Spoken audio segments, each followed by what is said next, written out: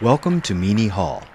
Please take a moment to silence all cell phones and electronic devices. The use of cameras and recording devices is not permitted. Thank you.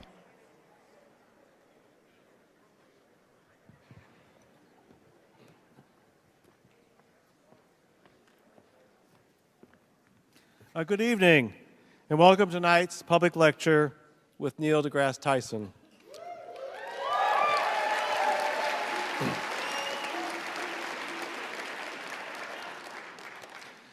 I'm Jerry Baldesty. I'm the Vice Provost and Dean of the Graduate School here at the University of Washington. This evening's lecture is a special occasion for us because it marks the end of the 40th anniversary celebration of the Graduate Opportunities Minority Achievement Program at the University of Washington.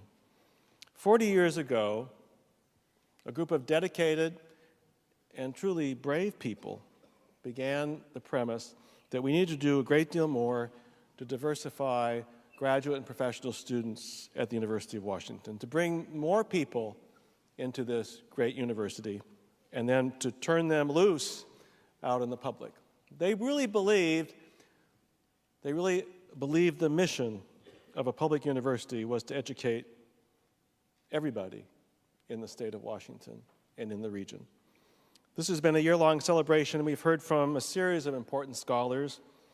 They've shared their research on things such as Mexican migration and demographic changes. We've had a conversation about the value of diverse voices in the arts. And tonight, we'll learn about one man's journey into the galaxies and beyond. All of our speakers have been inspirational and have challenged us to think about what we can do to make a better future for all of us. This is our 40th anniversary year for the Graduate Opportunities Minority Achievement Program, and I want to acknowledge the work of this office in the graduate school, and especially the work of Associate Dean Juan Guerra, who has led for 5 years our efforts and our goals to recruit and retain the very best among our students. GOMAP supports important outreach programs, such as hosting tonight's special guests, future UW scientists, Seattle's very own Cleveland High School students. Where are you? Stand up, stand up, stand up.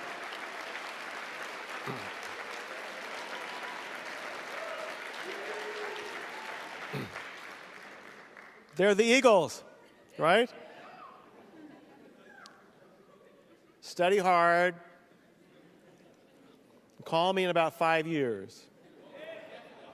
We also have students here from Franklin High School, the Quakers. Where is... Yeah, okay, yeah.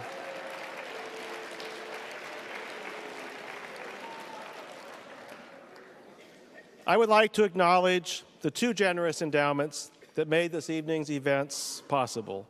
Established in 1961 and 1990, respectively, the Jesse and John Dans and the Mary Ann and John Mangles endowments allow the University of Washington to share many talented scholars with our community. And finally, I wish to express sincere thanks to all of you who've joined us here tonight, both here in Meany Hall and those of you online at uwtv.org.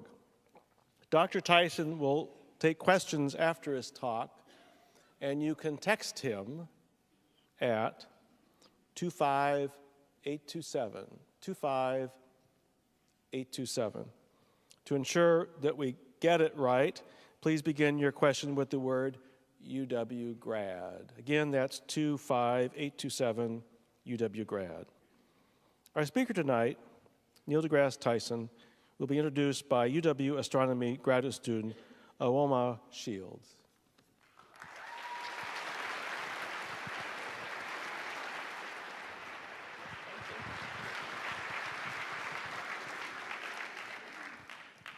Good evening, and thank you, Jerry.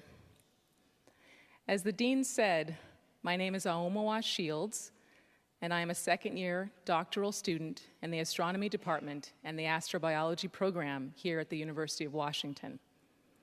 I'm grateful to the Graduate Opportunities and Minority Achievement Program and to the Graduate School for the honor of introducing tonight's speaker. 3 years ago, I emailed a NASA administrator who I didn't even know and asked her for guidance. I'd had a taste of science TV show hosting and wanted more of it. She wrote back promptly, "You should meet my friend, Neil deGrasse Tyson. I'll introduce you. And by the way, he loves the movie Happy Feet. So you can't go wrong mentioning that." Dr. Tyson told me that a career in astronomy, be it research or science television, was self-limiting without a PhD. For his guidance and encouragement, I am forever grateful. Neil deGrasse Tyson was born and raised in New York City and graduated from the Bronx High School of Science. He earned his BA in physics from Harvard and his PhD in astrophysics from Columbia. Dr. Tyson has served on presidentially appointed commissions and NASA's Advisory Council to study the future and development of the U.S. space program. Among Tyson's 9 books is his memoir, "The Sky is Not the Limit: Adventures of an Urban Astrophysicist," and Origins, 14 Billion Years of Cosmic Evolution, which was made into a 4-part miniseries that Tyson hosted. Tyson is currently on-camera host of PBS Nova's spin-off program, Nova Science Now. Tyson's latest 2 books are Death by Black Hole and Other Cosmic Quandaries, which was a New York Times bestseller, and The Pluto Files, The Rise and Fall of America's Favorite Planet. Tyson is the recipient of 9 honorary doctorates and the NASA Distinguished Public Service Medal. The International Astronomical Union celebrated his contributions to the public appreciation of the cosmos in their official naming of asteroid 13123 Tyson. Tyson is the first occupant of the Frederick P. Rose Directorship of the Hayden Planetarium. Please join me in welcoming Dr. Neil deGrasse Tyson.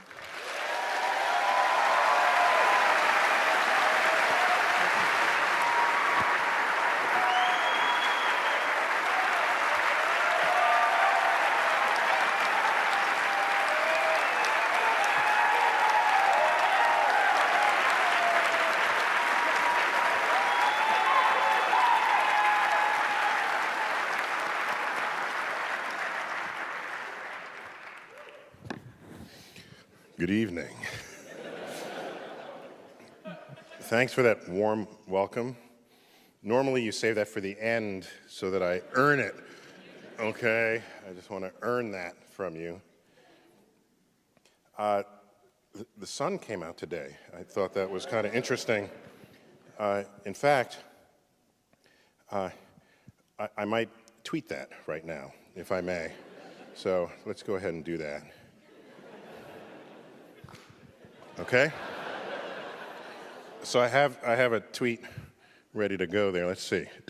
In Seattle now, the sun came out today and people reacted joyously. Must be a rare event. Okay.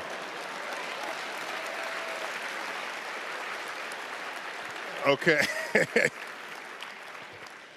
Okay.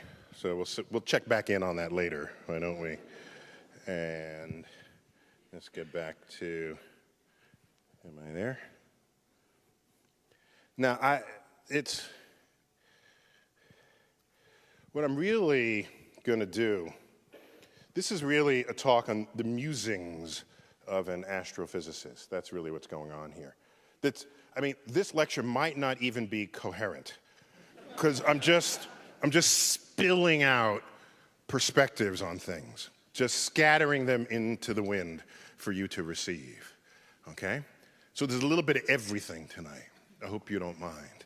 Now, often talks like this are just sort of loosely veiled commercials for some book somebody's going to sell. But this was no exception to No, actually, no, I don't like giving book talks because you can just read the book. If I'm there in person, I might as well talk about something you can't get from a book. So some of what I'll be talking about is in books, but the collection of it all together, you're not getting anywhere, except here and now. So let's just start. So we're going to do some science up front, but then we're going to take you to new places, all right? In the search for life, you know, what we're doing is we're trying to find the water. And we know there's water on Earth, and there's life everywhere on Earth where there's water. There's life, even the Dead Sea.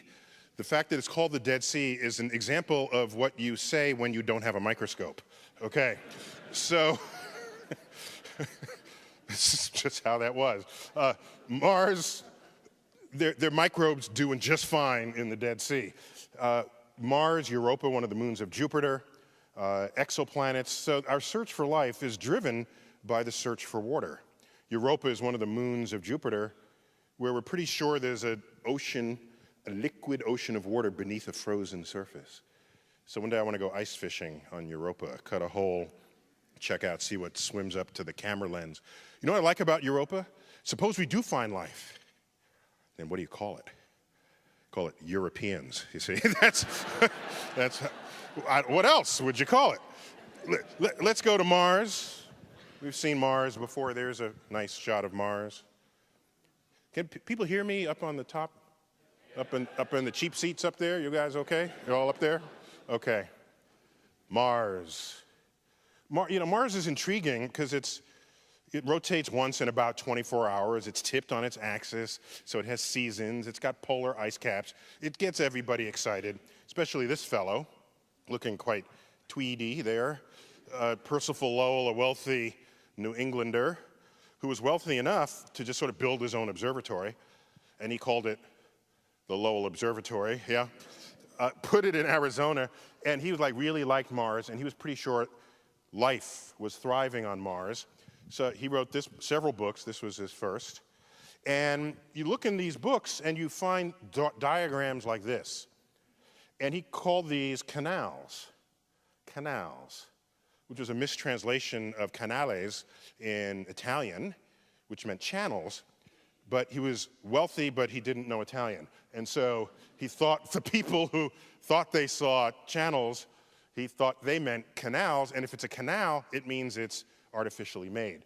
So this is what he saw when he looked through his telescope that he made and put in his observatory. Now, we know that none of these canals are there, and there aren't these cities. He was imagining life forms were going extinct, and they would channel water from the poles into the cities, and it was catching them right at the end of their civilization. So this is not the first crazy thing he did. But anyway, in modern times, we actually go there. Yeah, so there we've got one of the rovers. We went there before the rovers. You might know that. We went there back in the 70s. They were called Vikings. One landed, one orbited. And the orbiter took this photo. That's a good one. Ooh, oh, ooh, ooh. Yeah, that's better music here. The face on Mars. Da, da, da, da. So everybody got excited. Well, sorry, not everybody. Those people who were sure that life on Mars had a simian face, okay? I mean, think about it. Most life on Earth does not have a simian face. Most life on Earth doesn't have a face, all right? So life with which we have DNA in common. All life on Earth has DNA in common. Now you're going to go to another planet and it has a face. The only things on Earth that have faces are like vertebrates have faces. That's a vertebrate face. So you want to say that there are vertebrates on Mars and they're simian in their biology. Well, there's only one thing that looks like a face, no matter the camera angle. And what is that?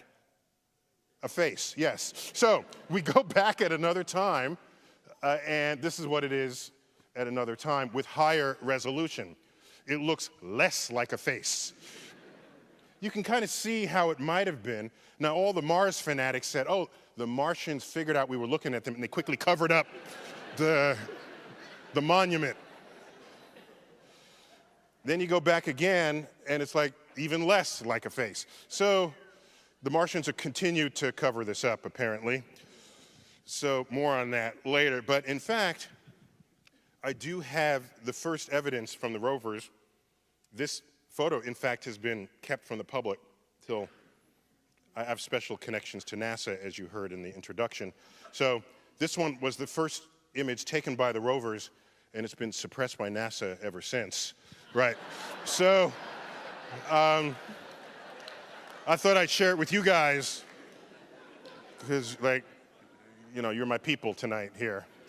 By the way, if you're looking on Mars for faces, why not look for other things that are familiar? You know, you only see that as a face because we have a face. And familiar things are what you pick out, even if they're not really there, right? When you look up in the clouds, you don't say, oh, I see a lobster. No. Has anyone ever said they see a lobster? No, you say, I see Abe Lincoln or George Washington. You're looking at sort of familiar iconography of our culture.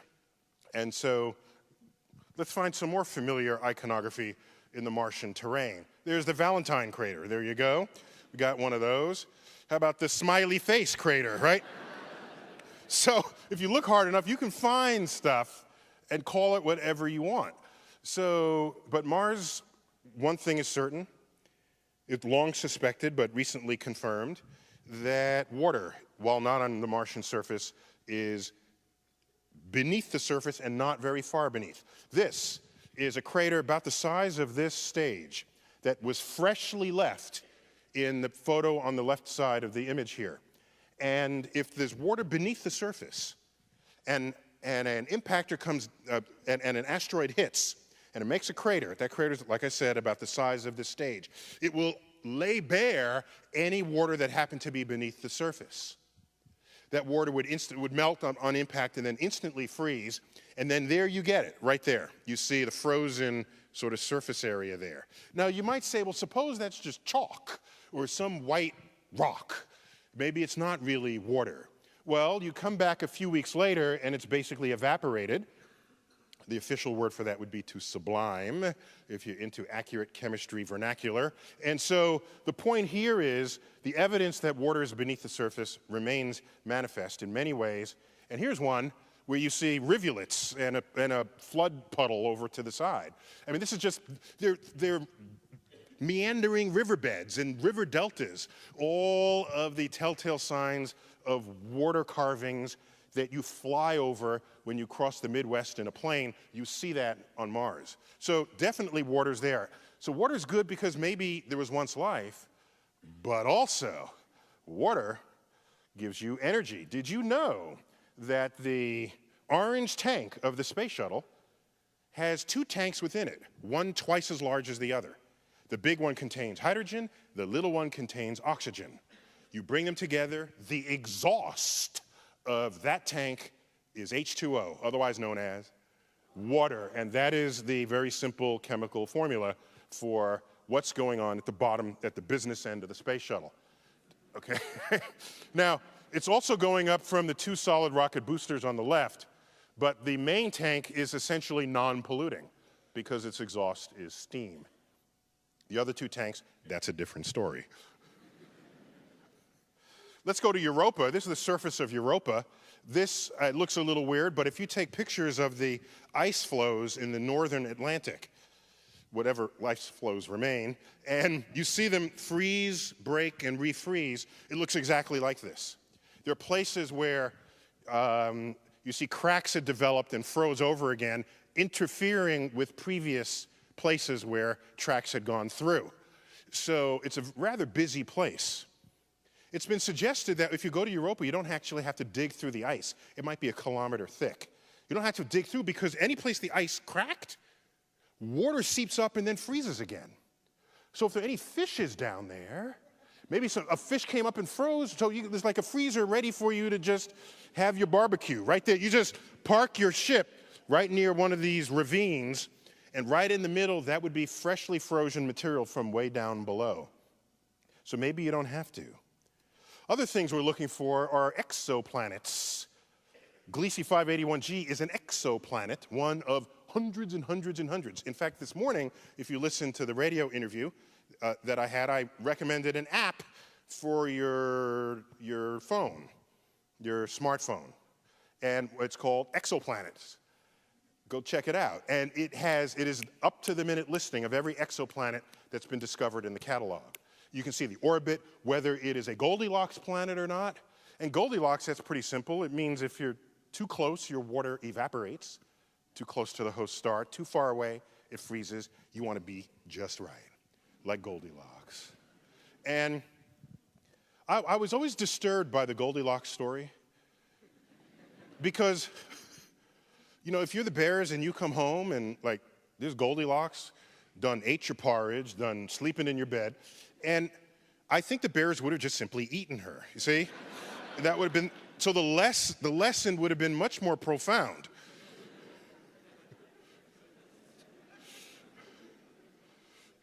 Bears, those bears would eat people, see? So that's what I'm thinking.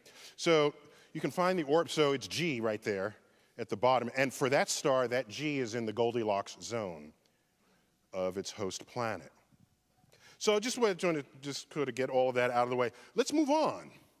Let's move on to Pluto. Yes, so I keep getting blamed for Pluto. It's because 10 years ago, 11 years ago now, we opened an exhibit in New York City where we grouped Pluto with other icy brethren in the outer solar system, and the nation's population of elementary school children got pissed off. So my words of wisdom to you, you know, okay. No, that's mean. No, that's mean. I'm not that mean. All the time, I'm not that mean. It all started with this guy. We've seen him before. Where did we see him? He started the search for Planet X that led to the discovery of Pluto, because he was sure that the orbit of Neptune, which was not following Newton's laws of gravity, that there was some hidden, unseen, not hidden, but yet to be discovered planet in the outer solar system tugging on Neptune. He said, find it. Well, you look for where it's supposed to be, nobody found anything. So this fellow gets hired, Clyde Tombaugh. He's 21 years old, gets hired at the Lowell Observatory, and he does a systematic search for Planet X. And lo and behold, he finds Pluto, named by an 11-year-old girl in England, not by an American. Discovered by an American, named by a Brit. No American would have possibly called this object Pluto. Do you know why? Because at the time, there was a laxative called Pluto water.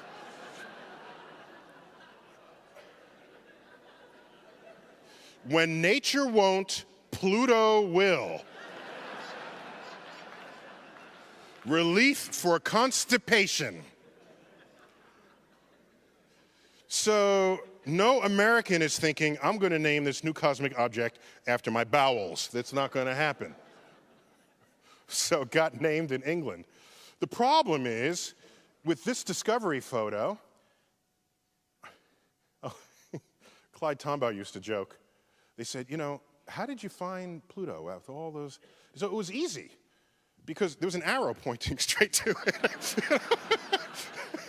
So, anyhow, this object, which is moving in these 4 frames against the background, is the first ever icy body discovered outside of Neptune. Actually, it's the second ever icy body discovered outside of Neptune, the first being Pluto. This is a new swath of real estate discovered with this image, and we name it after the fellow who proposed its existence, Gerard Kuiper. It's the Kuiper belt of icy bodies, a Kuiper belt of comets. The number of objects now known is in the thousands, all discovered in the last 20 years. And some of them have orbital properties that greatly resemble that of Pluto. The same orbital tilt, they look and smell like Pluto. So those have been collectively called Plutinos. That's kind of cute. So Pluto has brethren out there. And this is what we knew in the year 2000. Pluto and they look more alike than either they or Pluto look like any of the other 8 planets. And we figured, hey, it's time for Pluto to own up to its actual identity. Because when it was alone, you can't make a class of 1. That doesn't work in science. So we said, okay, Pluto, we'll grandfather you in. Okay, we'll call you a planet. We don't know what else to call you. okay? Now it's got family. The Kuiper Belt. There you have it. And I think Pluto's happier there, okay? Really? Do you know that our moon is 5 times the mass of Pluto? Any Pluto lovers out there who didn't know that? See, that's kind of sets it straight for you right there. And you know, if Pluto were where Earth is right now, its ice content would evaporate and it would grow a tail. No, that's just embarrassing. You can't have a tail and call yourself a planet. So Pluto's been reclassified. I would be happy to call it a comet, but that would have been that was just, people would have just cried. So it's called a dwarf planet now. And so it's small. So these are other sort of dwarf planets out there. Pluto is among them. Pluto has 3 moons. Charon was the big one, the quote, big one. Nix and Hydra. But it's not alone out there, and it's probably not even the biggest. Eris is probably a little bit bigger than Pluto. But this is Pluto's family, and like I said, I think it's happier there. And this is where I work. You all invited? Just come on in. Say you know me, and they'll still charge you 19 bucks. But notice how we have the sphere in which we contain the planetarium, and we have the large Jovian gas giant planets suspended from the ceiling. The terrestrials, Mercury, Venus, Earth, and Mars, the cable would be like as wide as they are, so we just mount them on the railing. Pluto is not among them. Pluto is somewhere else in the exhibit, and that's what got people pissed off. And that's what made a page 1 story in the New York Times on January 22nd, 2001. What else should have been filling that page 1 on that date in that year? Think about it. Bush got inaugurated. Bush, that's the first news day, the second news day after the first news day after the inauguration news day. You inaugurated on the 20th, that news goes into the 21st. This appeared in the 20th. You'd think the whole page would be filled with information about Washington and the change of power. But there it was. Pluto not a planet, only in New York.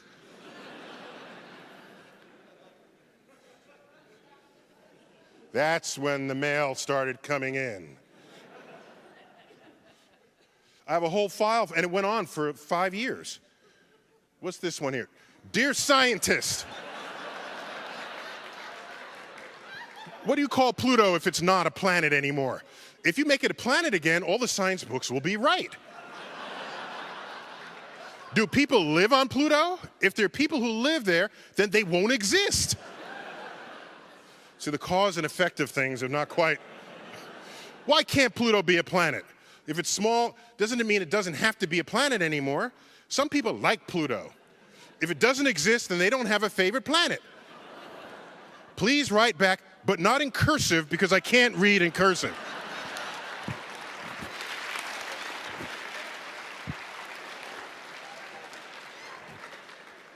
I got a whole folder of these things. My favorite comic, however, was this.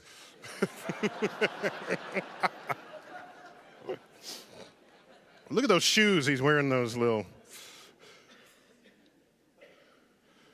near-Earth objects. You know,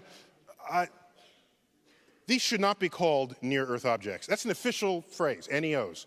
They should not be called near-Earth objects because this is what they are, okay? I think they just don't want to freak people out. Can I get a little more volume on the mic? Because I feel like it went down a little. Just like messing with the sound guy at that. Thank you. Thank you. I think that's a little better. This is what they actually are. Any object that's classified as an NEO has an orbit that crosses Earth's orbit, which means it will one day collide with Earth. It will collide with Earth. It's not just maybe. It will. It's just a matter of when. And we, Earth has, you ever been here? Yeah, Arizona is famous for its holes in the ground. This is one of them. This is Barringer Crater. I've been there. This thing it freaked me out when I first went as a kid. There was a road trip and went to the Grand Canyon and this. And for me, Grand Canyon was like, okay. You go to this, Grand Canyon was like, took 1 million years to make. This crater took a 60th of a second to make, all right? It can bury a 60-story building and it's nearly a mile across. Well preserved because it's in Arizona where it doesn't rain much. So stuff gets hit and can get hit multiple ways. This is an impact scar on Ganymede, one of Jupiter's moons, and here's multiple hits in a row, like it's like carpet bombing. Well, you can have an asteroid break up, typically a comet, break up from tidal forces. Then you have this whole stream of objects. Now, if they all just came straight in, you'd think they'd all just fall on top of each other and make the crater wider and wider. But the object it's hitting is also rotating. So each next piece hits slightly farther in the opposite direction of the rotation, and that's what happened here. So there's not a question about whether things get hit. And this would be a bad day on Earth right here. Artist illustration by Don Davis. And that's pretty big, though. That's even bigger than the one that took out the dinosaurs. That's bad. Another really bad one, yeah. Let's be a little more realistic. Here's one about the actual size that would have taken out the dinosaurs. The one that took out the dinosaurs is about the size of Mount Everest. And obviously, you're dead if if you're standing where it hit. You're dead immediately, all right? But it killed all the dinosaurs. 70% of all species on Earth went extinct after this thing hit. So our first indication that local phenomena can create global consequences climactically was gleaned by the computer models that analyzed this. Insights from the heavens. I once showed this, and someone in the front row, not even the back row, the front row raised a hand and said, "Is that an actual photograph?" And I was ready just, no, front row people should know better. It's the back row people. Front row asked that. I was ready to just give up. We'll just go home. Then I said, well, let me play with that a little. Yes, it is. The pterodactyl had a digital camera, and we pulled the chip out of it, and it still had the, where do you go with that? Man. We have an asteroid headed towards us. It's called Apophis, the Egyptian god of darkness and evil. Not named by accident, that. Discovered in 2004, December. You probably didn't know when it was discovered because it was discovered the same week of the Indonesian tsunami. So rightly, it was buried in the news cycle. However, the reason why this is important is the very first calculation showed that there was something, I forgot the exact number, it might have been like a 1 in 10 chance that it would collide with Earth on April 13th, 2029. April 13th, which by the way, was a Friday, the 13th. And so this is the size of the Rose Bowl, this thing. And it would be the biggest thing ever known to hit Earth in recorded history. Not as big as the dinosaurs, but during human occupation of the world, this would be the biggest thing we would know. So better data came along, and we learned it would not hit us then, but it could hit us the next time around if it threads a keyhole, a very narrow set of orbits. If it has one of those trajectories, Earth's gravity on it would be just right. Earth gravity would be just wrong, okay? to bend it in such a way so that 7 years later, it will hit Earth. So you want to make sure this does not go through the keyhole.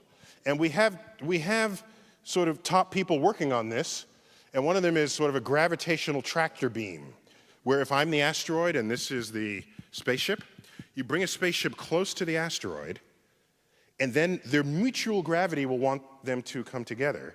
But you fire some retro rockets to prevent that. And each time you fire the retro rockets, you're effectively tugging the asteroid out of harm's way, gravitationally. You don't have to tug it by much. You move it sideways a little, that amount continues to drift. and it will miss Earth entirely. So this would be a mission of the right timetable to design, build, and send to Apophis to save the Earth. That's what Bruce Willis is for in this case. If it goes through the keyhole, it will hit us April 13th, 2036. That's a Thursday, by the way. Okay. If it goes through the center, by the way, the chances of this now, our data tell us, is several in a million.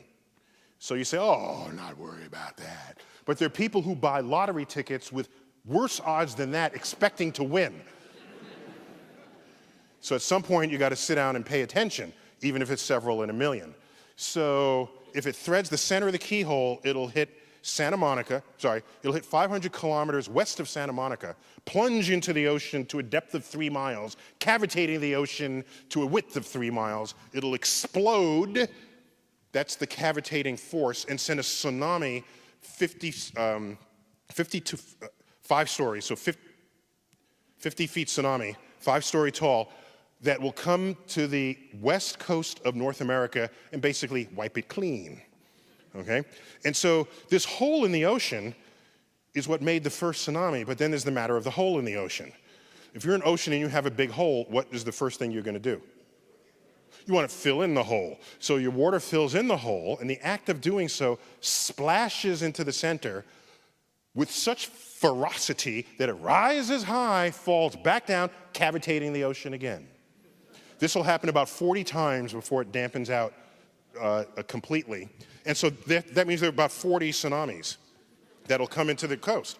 And so they'll come in, it'll go through the $1 million Malibu homes, then the next tsunami say, I need your water, please. So then the water goes back out, it takes the home with it, you know? And then the next tsunami comes and brings the home back in a slightly different shape, right? Right? And this continues, and all this, what we would call civilization on the coast, becomes an ablative, churning, destructive force that wipes the entire west coast of the United States clean. Nobody has to die. We would know when this would happen to the minute. 2 people will die. The stupid surfer, okay? that guy's gonna die, okay? First, okay, ready for the second person? The stupid weatherman, okay? You ever see these guys? Bring the camera a little closer. You can see the waves. The people who want to get close to the hurricanes, those weather guys, that's the second person who dies. Everyone else is good to go. Let's move on. Black holes.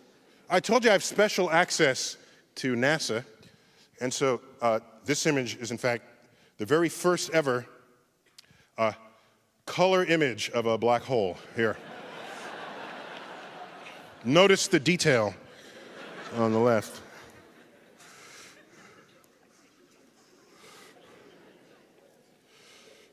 You saw it here first. Of course, that's the image you want me to show you, right? That's actually 3-dimensional space squashed to 2 dimensions. But artists try to represent this, but it's a bad day if you're falling into a black hole. In fact, I have a book with that title, Death by Black Hole. And so if you want to find out about it, check it out.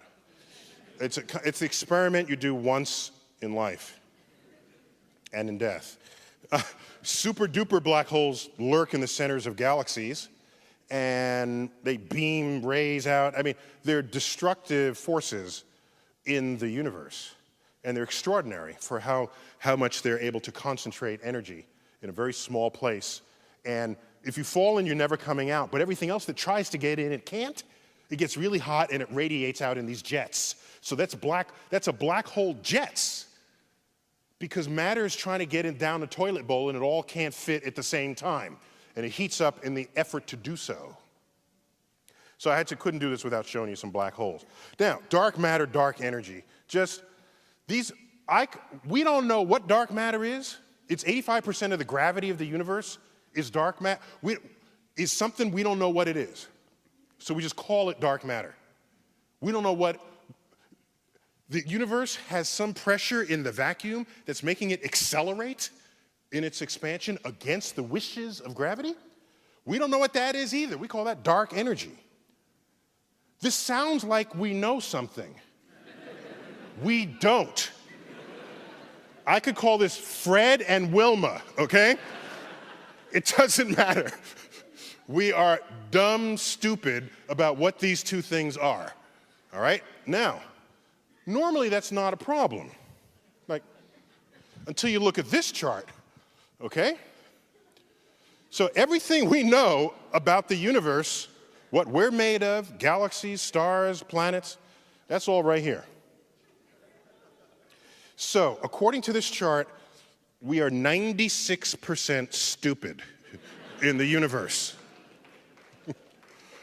You're happy about that, apparently. I don't know what that means, you know. Are you applauding my honesty? Are you applauding, you're celebrating the stupidity of our species? We got the Big Bang. That's been going for a while. Now, not everybody's happy with the Big Bang. You found this billboard. So apparently, God isn't happy with the Big Bang. I would have thought he'd be totally cool with it, but apparently not. I found this bumper sticker in New Mexico. The Big Bang Theory. God spoke, bang, it happens. This one is okay with the Big Bang, but that God did the Big Bang. So people are still trying to wrestle with this. Here's what we know. This is the entire universe in one slide. Quantum fluctuations, birth, an entire explosion, rapid expansion, we call it inflation. That's an idea that came about in the 1970s when there was inflation, severe inflation in our economy. So the word had a lot of currency back then. Now it's like you're inflating a tire, like what are you doing, you know? There is the baby picture of the universe.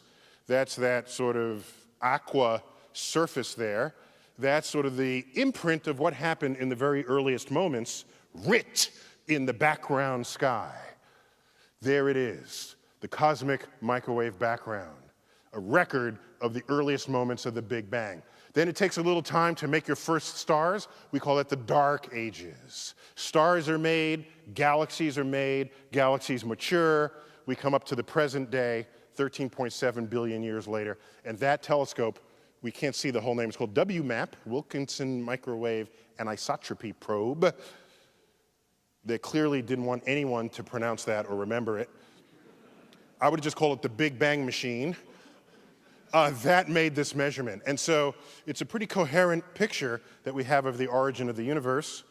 And here's that map that the space probe shown. And so this is a record of the earliest moments of the universe. And it tells us what the universe was up to.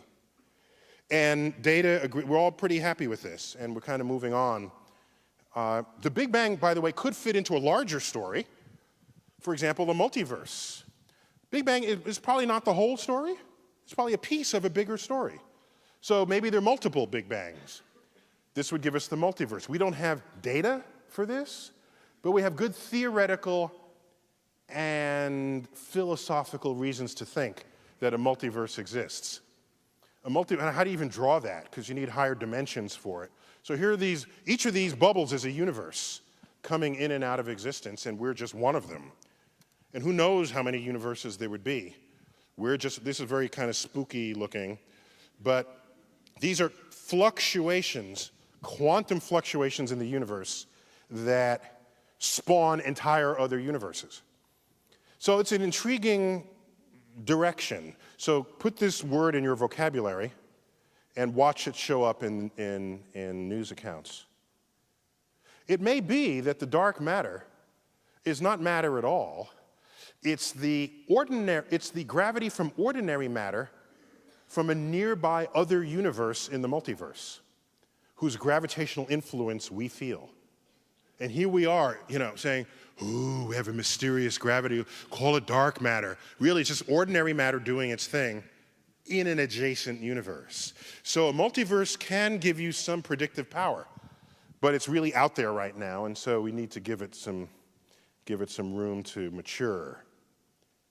Now, let's take a look at what the rest of the world is doing with science. So, CERN. This is the European Center for Nuclear Research. which I think if you say it in French, comes out in that order, okay?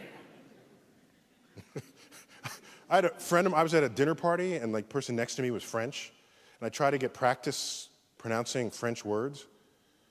And so I learned one thing that whole evening, that in French, all letters are silent, okay? Period. That's it. Every letter in French is silent, all right? Start there, and then you do very well, all right? So CERN, this is where they have the famous Large Hadron Collider. This is like, they're at the limits. It is the highest energy ever attained on Earth. And by the way, we would have done 3 times this energy had Congress not cut the funding for the superconducting super collider that would have been built in Texas. That was cut back in the early 90s, right around just after peace broke out in Europe, by the way. Physicists are only really useful when we're at war, according to government funding patterns. So they're looking for the Higgs boson and anything else that shows up on the docket. The Higgs is a particle that gives mass to other particles. So it's kind of cool. Some people have called it the God particle, and including physicists. What are they doing over in China? Well, they're building the largest dam in the world, the Three Gorges Dam, and they have a burgeoning aerospace industry growing at 14% a year, 13% a year. Their economy is growing at 10% a year.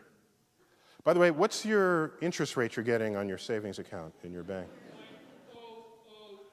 0.003. Okay. Did you get that over here? These get, well, if you go to this other bank, you get 0.005, you know? Yeah, so other countries, different things are happening. Do you know that in Russia, they want to actually send a mission to deflect Apophis? They actually are prepared to fund that. That picture that I drew and did my little dance, that's not funded. That's just ideas on a page. Russia actually wants to fund it. And they invited us to participate. And I said, well, sure. But then I thought about it. I was asked by the NewsHour, what are my top 10 news stories of the year? This was now end of 2009. What are my top 10? I said, I don't have 10 stories, I have 5. Okay, what are they? I said, one of them is Russia inviting us to join them to deflect Apophis. They said, why? I said, here's why.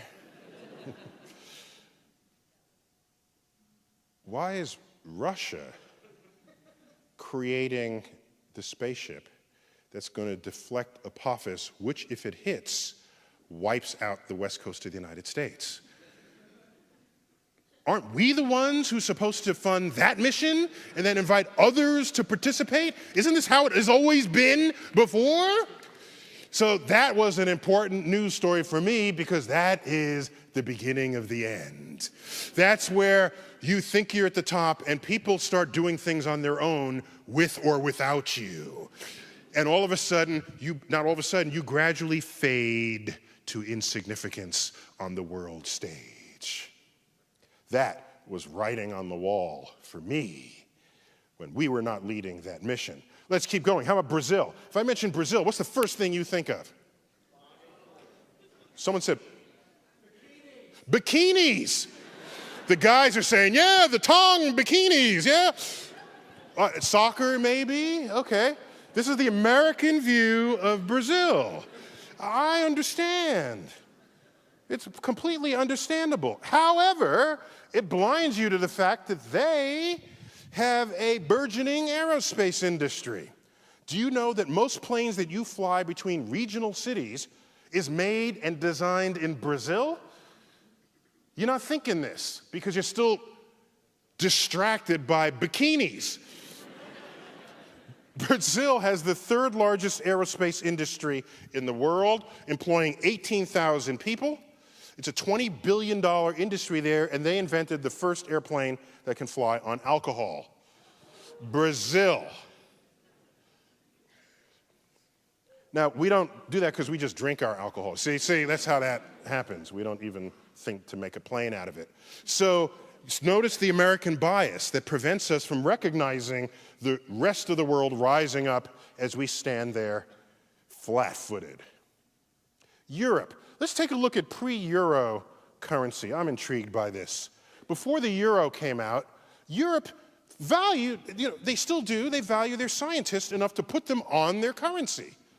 Check this out. So you have Tesla in the upper right, Yugoslavia. Some Tesla fans out there. We got Copernicus, and who do we have? We have Marconi down here, and who pioneered radio communication, and and we have Saint Schuper right here, not a scientist, but an aviator. And who's the cute little guy? Who's the little boy here? Who's that?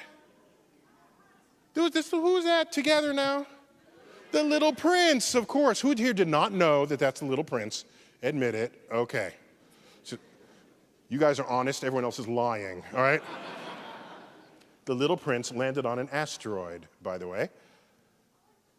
The name of that asteroid was called B. Anybody know the rest of the numbers? Oh, okay, that's a good guess. Wrong, but it's a good guess. 210. Actually, I forgot the numbers, but I know it's not that. I think it's B662. Whatever that number is, there's a website you can go to that is all about deflecting asteroids. And it chose the name of Little Prince's asteroid for its website. And so check it out. So you see this, and you can flip over the currency, and it has the iconography of that person's life. So you have some, amazing lightning demonstration there, electrical discharge from Tesla. We've got sort of the sun-centered solar system. There's the tower. We got a biplane there, telescopes. It's all there. We keep going. Hang on. So here's Darwin from England. We got one of his finches. We've got some Darwin fans. What's odd, they always show him with this big old sort of grandpa beard, but he did his greatest work when he was 26. So he can at least put some hair back on his head, But I figured, maybe they figured if he'd show him his 26, no one would think he did, But he was 26 when he did it. This is currency from Romania. They had a total solar eclipse go across their country, and so they thought, let's make some money out of that. So they put the path, and on the flip side, I don't know what that is. Right? It's got like an amoeba thing. So an artist gone a little too far. All right, but it's clearly cosmically inspired art. That money, by the way, is made of polymer. It does not rip. Is the future of paper currency. Here we have Al-Hassan, who figured out how sight worked. He's from 1,000 years ago in Baghdad. This is on Iraqi currency. And we got Albert here. He's adopted into Israeli currency. Of course, he was not Israeli, but when you're famous, everyone claims you. See, that's how that works. All of these folks are scientists. Keep going. We've got Euler and Galileo and Gauss and Faraday and Pasteur. All letters are silent. Pasteur.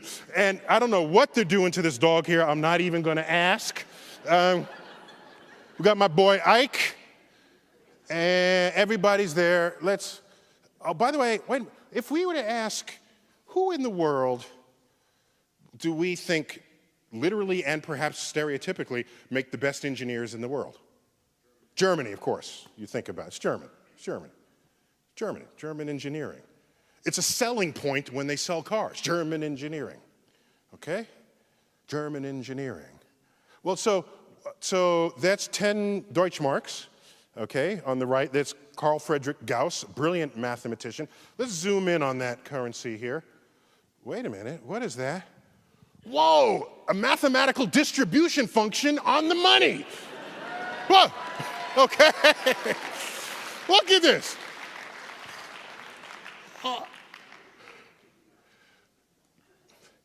Imagine how different America would be if we had equations on our money. We might still be leading the world in something. Actually, we do have a scientist on our money, don't we? Who's that? Ben Franklin. Here he goes. So he's a scientist on money. Surely there's some iconography of his contributions. Let me see. Nope, there's not even a kite, all right? Or there's nothing. I don't even see a lightning rod, all right? So clearly that's not why he's on the money.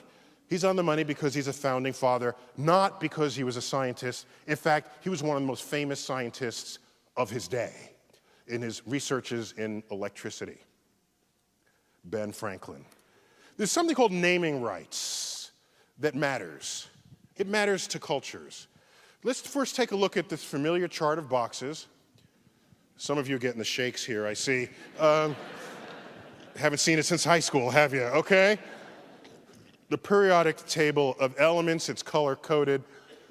I have a cool program on my computer where you can color-code them differently. Let's color-code by melting point. How about that? Ooh.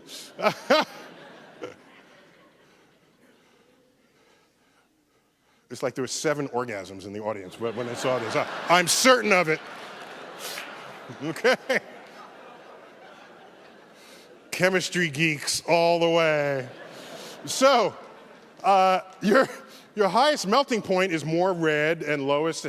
So your lowest melting point is actually helium. Your highest melting point is carbon in the upper right. But there's a group here.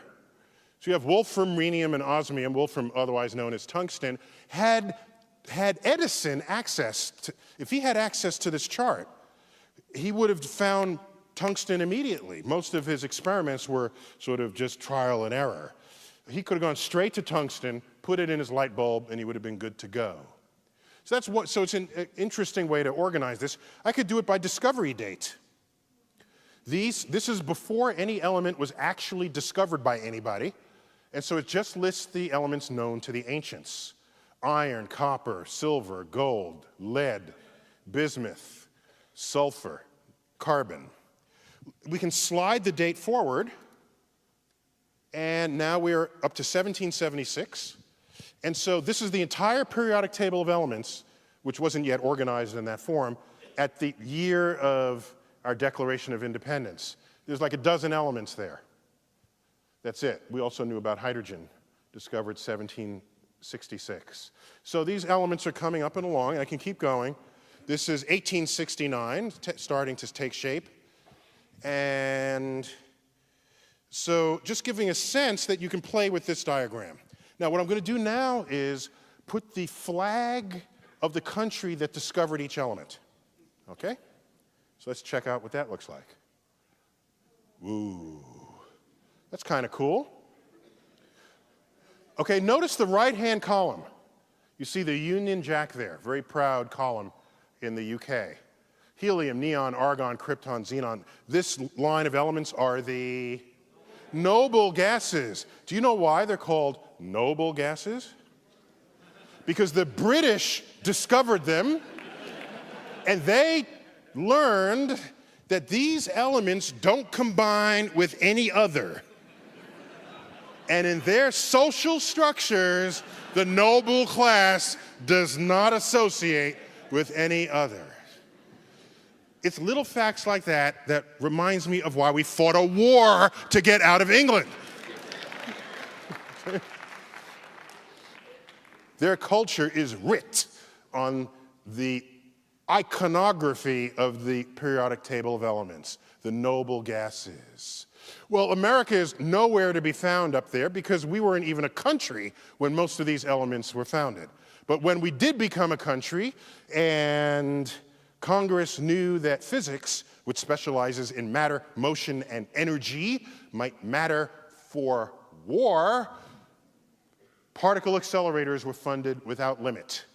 And it's out of these particle accelerators that we then take out the top end of the periodic table. That's where all of these came from.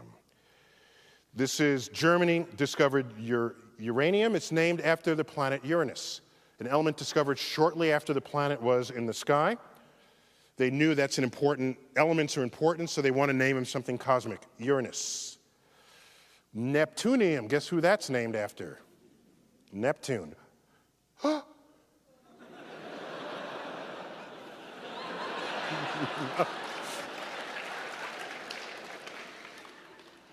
Pu. Plutonium. Pluto gets discovered in 1930. This element gets discovered in 1940. It's right in line with Uranus, Neptune. They name it Pluto. on the false pretense that it was a bona fide planet. Pluto got on there on false pretense. But look at this. We discover all these, so we get to name them. This is Americium, named after America. This is Californium. This is Berkeleyum. Right? These are places where you have particle accelerators discovering elements. It's naming rights. Other naming rights. Let's go back a little bit. September 11th, 2001, day we all remember. This happened 4 blocks from my residence. These are camcorder shots from my window. This is the North Tower on fire. The South Tower had just been hit about the 20th of a second before this frame was taken. You can see a piece of it punching out and the shadow of that. This is before the atomized fuel ignited, so it's really just the kinetic energy of the ship coming through. If you've never been to New York, just so you understand, this black building on the left is a 50-story hotel, all right? And the towers are 107 stories each. Why am I showing you this? Well, let me just get through it first. So the jet fuel ignites, creates a deflagration wave, and there it is engulfing the entire, and that's the remnants of the plane and people and everything else, office, furniture coming out the side. Within an hour of that, the towers are just gone, all right? And this is the dust cloud that came after it. So this is the street on which I live. So this is 65 minutes after it collapsed. And so this is going on. Shortly after this, President Bush, in an attempt to sort of distinguish we from they, utters the following sentence.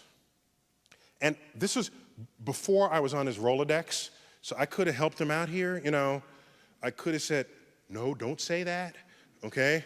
So he says, with loose quoting of biblical Genesis, he says, our God is the God who named the stars. Now, first of all, it's the same God, okay? God of Islam and God of the Old Testament. It's the same. Allah is the same as the God of the Old. It's the same. So hold that aside for the moment. Hold that aside.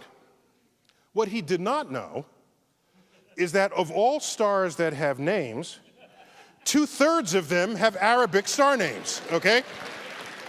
Now, I don't think that's the point he wanted to make. I think he didn't quite get that. And so, you know, here they go. I mean, it just goes on and on and on and on. Not all stars have names, but 2/3 of those that do have names have Arabic names. There we go. Okay? There they go. And you might say, well, how did this come to pass? Where did that come from? What was going on? Because if you think of the Middle East now, and it's not where you're not saying, hey, these are folks naming stars. You go back 1,000 years, Islam, 800 to 1100. In that period, it's generally called the golden age of Islam, of Islamic science. Golden age, there was no greater golden age in the history of the world before or after. When you look at the sum of advances that came out of that period in Baghdad, algebra was invented in that period. Algebra is itself an Arabic word. Algorithm is an Arabic word. Our numerals are Arabic numerals. You ever wonder why? You ever stop and think why they're called Arabic numerals? In that period, mathematics took great leaps and bounds. Agriculture, engineering, medicine, navigation. Star maps were made to assist navigation. Astrolabes were crafted. Then it all stopped. It ended. If you're a historian, typically you focus on history as marked by changes of kings and leaders, and wars. That's the lens through which many historians look at the past.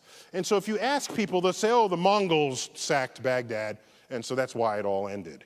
If that were the only force operating, then later, when the Islamic culture rose, you would still see this tradition of scientific innovation. But it has not recovered. It has not come back at all compared to what was going on in that 300 years. And what you do is you read the writings of al-Ghazali, who is a Muslim cleric, and he was to Islam what St. Augustine was to Christianity. What he did was he taught you how to be a good Muslim. He taught you how to read the Quran and how to obey the commands, because back then people were just interpreting it for themselves. He came along, he was an academic scholar. He interpreted the Quran. He said, this is how you must do it. First has social influence, and then political and cultural influence, and basically his interpretation took over. And in that interpretation, it included the perspective that the manipulation of numbers is the work of the devil. This cuts the kneecaps out of any mathematical advances that would unfold. Math is the language of the universe. If you take that out of your personal equation, you no longer contribute to the advance of human understanding of that universe. And that absence of Muslim presence in the frontier of science persists to this day. Take a look at the Nobel Prize from 1900 to 2010. I can do this for the Jews, for example. How many Jews in the world? There's like 15 million tops. 15 million out of 7 billion people. These are the numbers of Jews who have won the Nobel Prize in the sciences. 25% of the Nobel Prizes. We have a Jewish person in the audience. Congratulations. Okay, fine. Okay. This is rightly something to be extraordinarily proud of. The traditions of Jews in the 20th century is one of education and scholarship. In earlier centuries, it was one of very strict sort of study of the Torah, did not involve the natural world. This was a later emergence of the Jewish culture to exhibit this. Let's look at the numbers for Islam. So these are Jews. There are 15 million Jews, 25% of the Nobel Prizes. There is 1.3 billion Muslims in the world. These are the numbers. 2.5. Okay, I'll give you 3 if you really want to include economics as a full number there, okay? If you got to give it a full number, okay.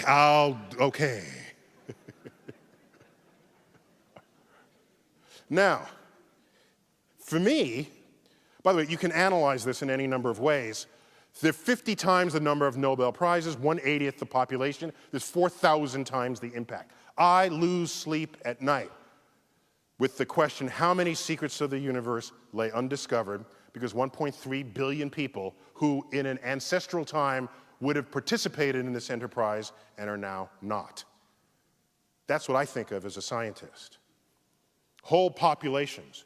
By the way, there are other populations that never contributed. I'm not going to them and blaming them. I'm talking about a population that already did contribute. It's in the cultural heritage already. All we're asking is to resurrect it. It has not happened. Okay, that's fine. But how about science in America? Uh-oh. Okay, let's see where this takes us. There's enough older folks in here, old folks. You remember, raise your hand if you're an old folk. Raise your hand. There you go, thank you. You remember the day when we used to dream about tomorrow, don't you? You remember every week there'd be some article in the newspaper, in the magazine, the city of tomorrow, transportation of tomorrow, the kitchen of tomorrow. Anyone younger than 30 doesn't even know what tomorrow is. They can't even pronounce the word, all right? Sorry for the low res on this picture, but it doesn't matter. That's how we used to think of tomorrow. This was the future in 1988, right? This is drawn in the 1950s, in 60s, thinking about the 1960s, thinking about the 1980s. Let's take a close look at what's going on in America. I think we have fear of numbers. For example, okay, here goes one. Maybe it's not fear, maybe it's ignorance of numbers. Okay.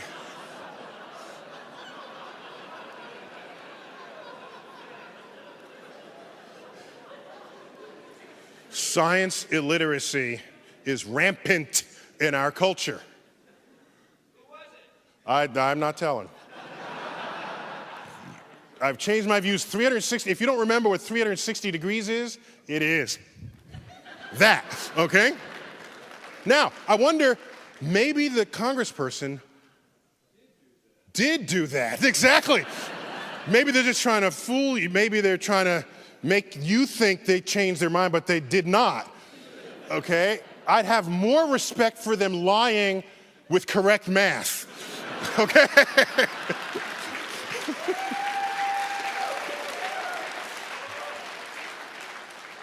But I'm pretty sure he was telling the truth with math ignorance. Half the schools in the district are below average. You know, that's kind of what an average sort of is, right? About half below. That's kind of what, not exactly maybe, but pretty much so.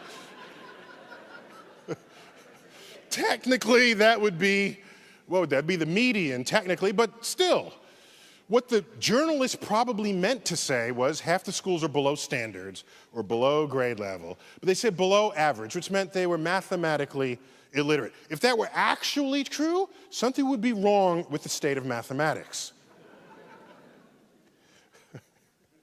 Here's one, a little more subtle. 80% of airplane crash survivors had studied the locations of the exit doors on takeoff. So you say, well, I'm going to study where the exit doors are, because I want to be in that 80%. That's a good percentage to be in, isn't it? That's good. So, but think about this. Wait, what's So think about, so here, let me just posit a question to you. Suppose 100% of the dead people study the locations of the exit doors on takeoff. You would never know because they're dead, all right? So this statistic is basically meaningless to act upon. That's all I'm saying. I'm just saying. This one, you get this a lot. The state lottery is a tax on the poor. We've heard this, because poor people spend a disproportionate fraction of their income on state lotteries. Does Washington have a state lottery? No, every state has.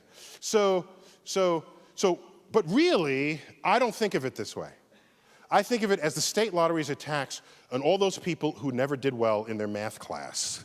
That's how I think about it. How about buildings? You go into buildings. 80% of all buildings are missing a 13th floor. 7, 8, 9, 10, 11, 12, 14, 15, 16.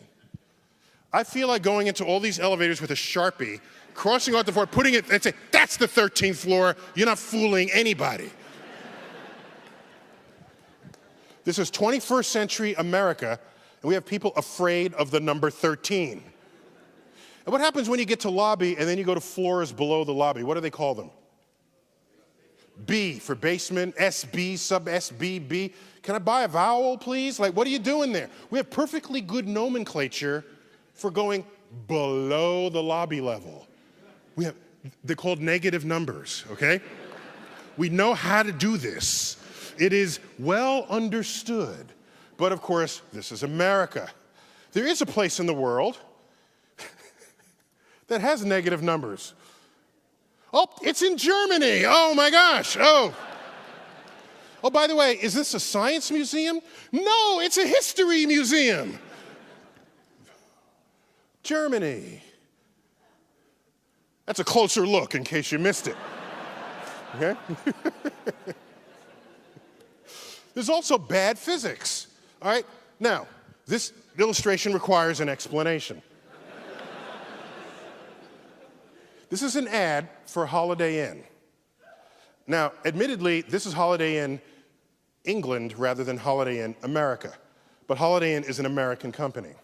Now, this is an ad for a new marketing plan where you can have what they're calling bed warmers pre-warm your bed for you before you go to sleep at night. Okay, so the people on either side are the bed warmers. Now, of course, he's looking at her and not him. Just interesting fact there. But this is a thermodynamically pointless exercise because the only way you're going to get the body heat from those two people is if they are naked in your bed. But for reasons of sanitation, they are not only fully clothed, they are fully insulated. If you're insulated, your heat is not coming out. It stays within all of your clothing, so they are not heating the bed at all. Whoever thought this up never took Physics 101. If they did, then these two people would be naked.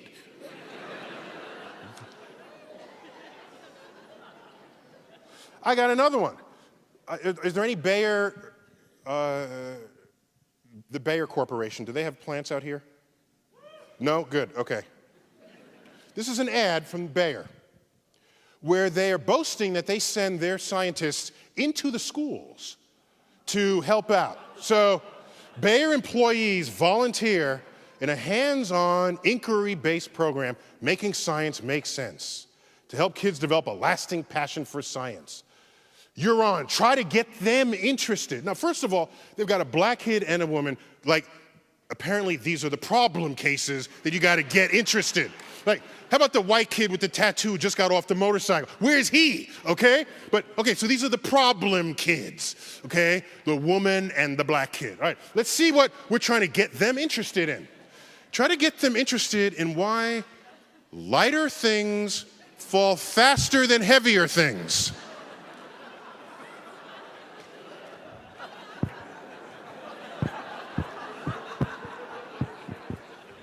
That's a tough one, huh? It's tough because that doesn't happen in this universe.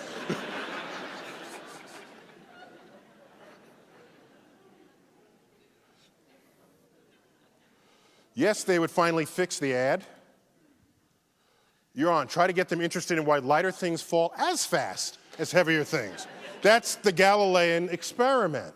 But what's clear is that that previous ad was written by somebody. Nobody caught the error. It was typeset.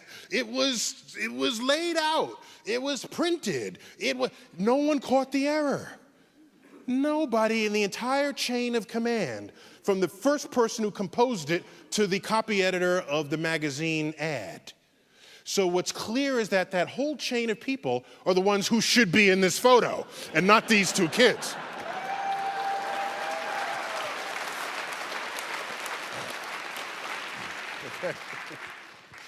The American Physical Society meets, it's sort of my professional physics organization, and choose a city. Occasionally, this one time we met in Las Vegas, but this is what happened here.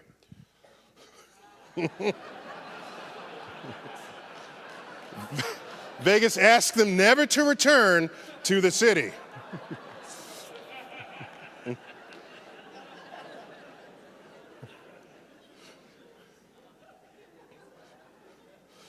We're talking about America, people. Bad engineering. What is this? Okay, levees broke in New Orleans, 2005. If you read accounts of this, they say, oh, Katrina came in and Hurricane Katrina, bad hurricane. Excuse me, pause, back up.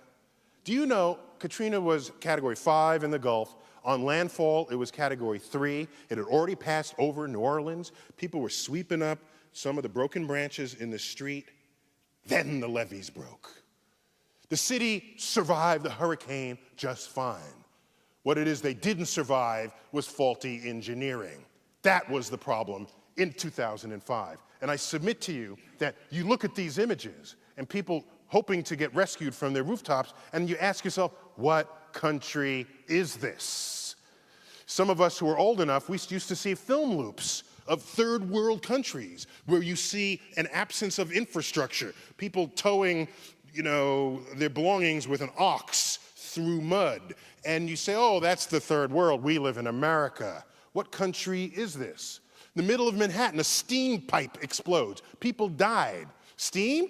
Don't we know how to move steam from one place to another? Wait a minute, we're actually still using steam? What?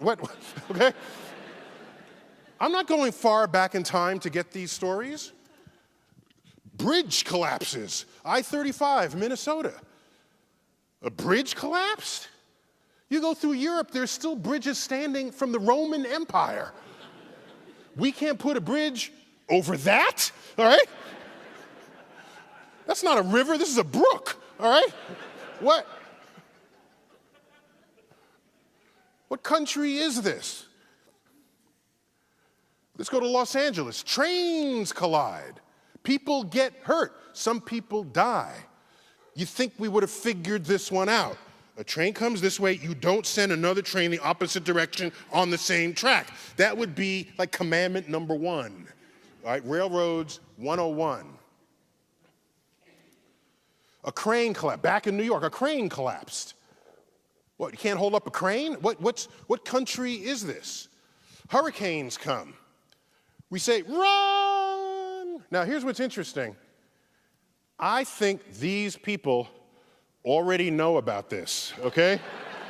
So, this is useless information to all these people.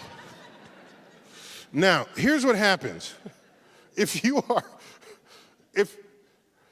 don't have scientists and engineers in your midst, when a hurricane comes or some kind of natural disaster, your first thought is stockpile food and run. But if you're an engineer or a scientist and the disaster's coming, you say, how can I avert that disaster? I foresee a day where a hurricane forms in the Gulf. You put in some kind of apparatus that taps the energy of that hurricane, and that energy drives the electricity of the city that would otherwise be destroyed by the hurricane had it continued to go through. That's the kind of thinking that needs to go on in this world.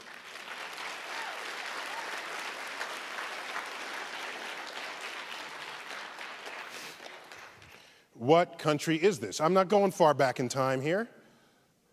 This is, yesterday's news. What country are we living in? There's more what's going on. Profound science illiteracy in this country. Here's a book that I read before I came here. I read it in its entirety. I heeded its advice.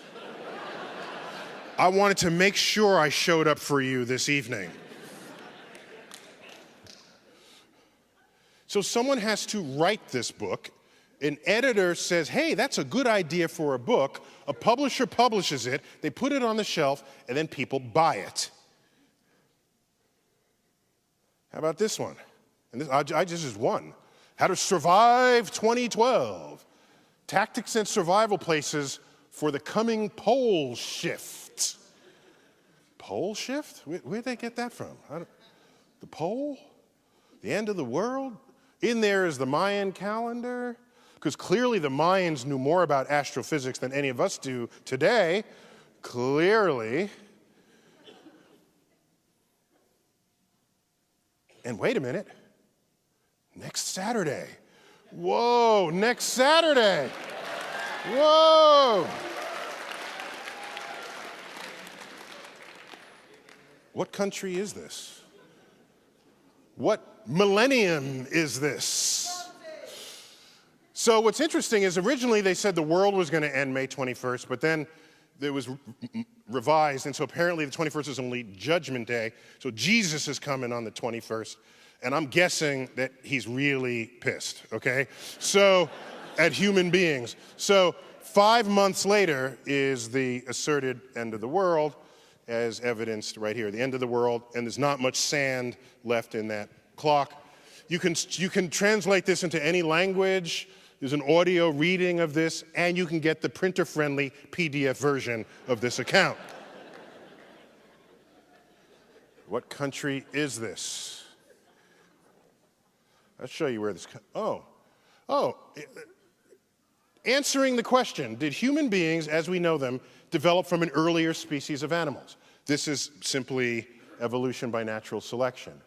So if you're this is countries ranked, sort of Western countries and countries that are otherwise developed by the modern use of that word. So if you're this sort of the green bar, it means yes to that question, which means that you're convinced by evolution. If you're this sort of amber bar on the right, it means no. And if you're the white in between, it means you're unsure. So America's got to be up there somewhere. No, Iceland, Denmark, Sweden, France, Japan, Britain, Norway, Belgium, Spain, Germany, Italy, Netherlands, Hungary, Luxembourg, Iceland, Slovenia, Finland, Czech Republic, Estonia, Portugal, Malta, Switzerland, Slavic Republic, Poland, Austria, Croatia, Romania, Greece, Bulgaria, Lithuania, Latvia, Cyprus, United States of America, edging out Turkey by a nose. There it is. What country is this? Maybe we should just move back to the caves. Let's analyze it a little further. Here's a map. This map has the area of each country apportioned according to their surface area on a globe, which means it's a normal map. Okay, so, so what we're about to do is morph the area of each country according to how much peer-reviewed science research is conducted in that country. Okay, let's do that.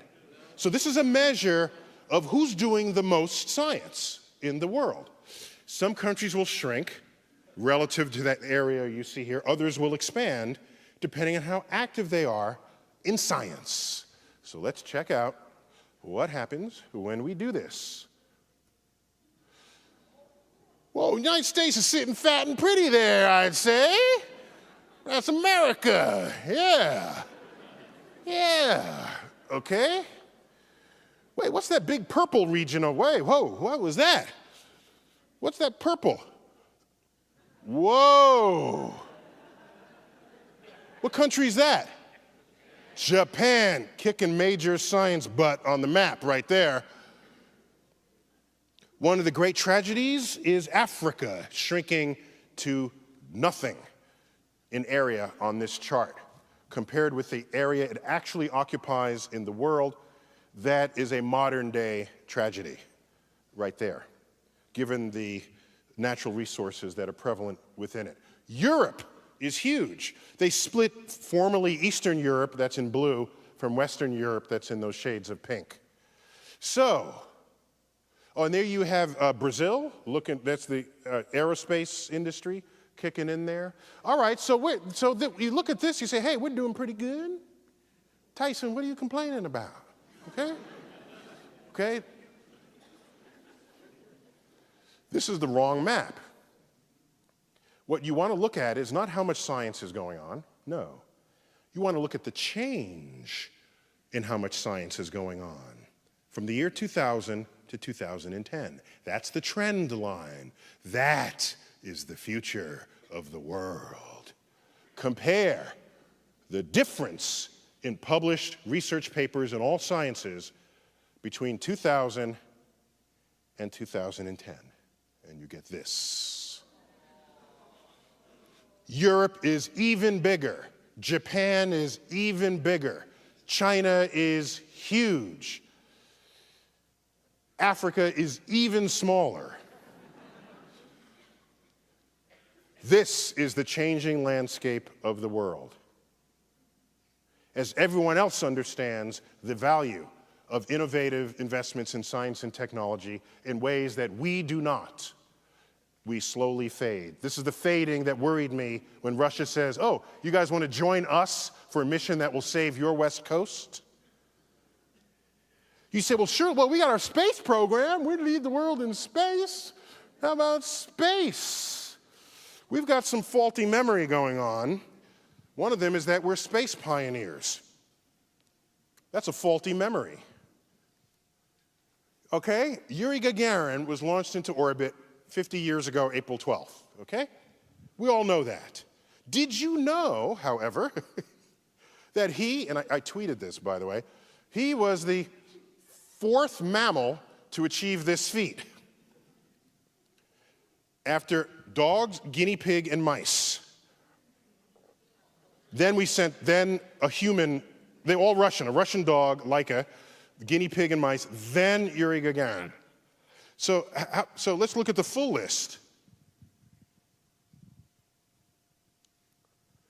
Dogs, in order, dogs, guinea pigs, mice, Russian human, chimpanzee, American human.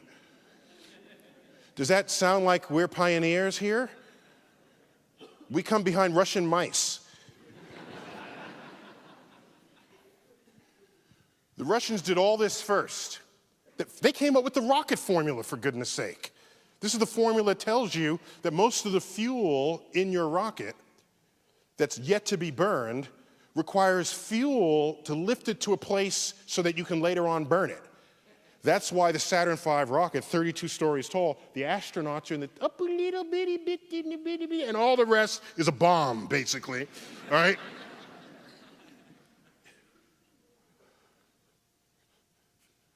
First satellite, first animal, first human, first woman, first black person in space, first to land on the moon with the robots, first lunar rover. They photographed the far side of the moon, Earthrise from the moon, Venus, Mars, spacewalk. Now, we have a few firsts. We have a couple. First, space docking. First to land on the moon. We crossed the asteroid belt first. First to achieve hyperbolic velocity, velocity that escapes the solar system. Okay, but still, this is hardly what you would call pioneering behavior. Let's see what NASA's been up to. NASA, that's how you spell it, NASA, right there. NASA actually doesn't get much money. People think it gets a lot of money. Well, that's actually quite a compliment to NASA. Most people think NASA gets 10% of the federal budget, 20%, maybe as little as 5% of the federal budget. What NASA actually gets is 1/2 of 1% of the federal budget, 0.005 times the federal budget. So this is 1/2 of 1%, 1/2 of a penny on your tax dollar. If you pull out a dollar bill and you cut 1/2 of 1% of its width, you don't even get into the ink. You're still in the outer border of that bill. That is NASA's annual budget, and it pays for the space shuttle, all launch vehicles, the Mars rovers, Hubble, space station, astronauts, NASA centers, space missions, all of it. So the people say, why are you spending money up there and not down here? That's not that much money. Wait, what are you saying? What, you think if we took this money from the federal, if you said, let's not spend this because we have problems on Earth. Oh, okay, let's take this and give it to the problems on Earth. Is that going to solve those problems? You think this little slidgen of the, but they put it back as this.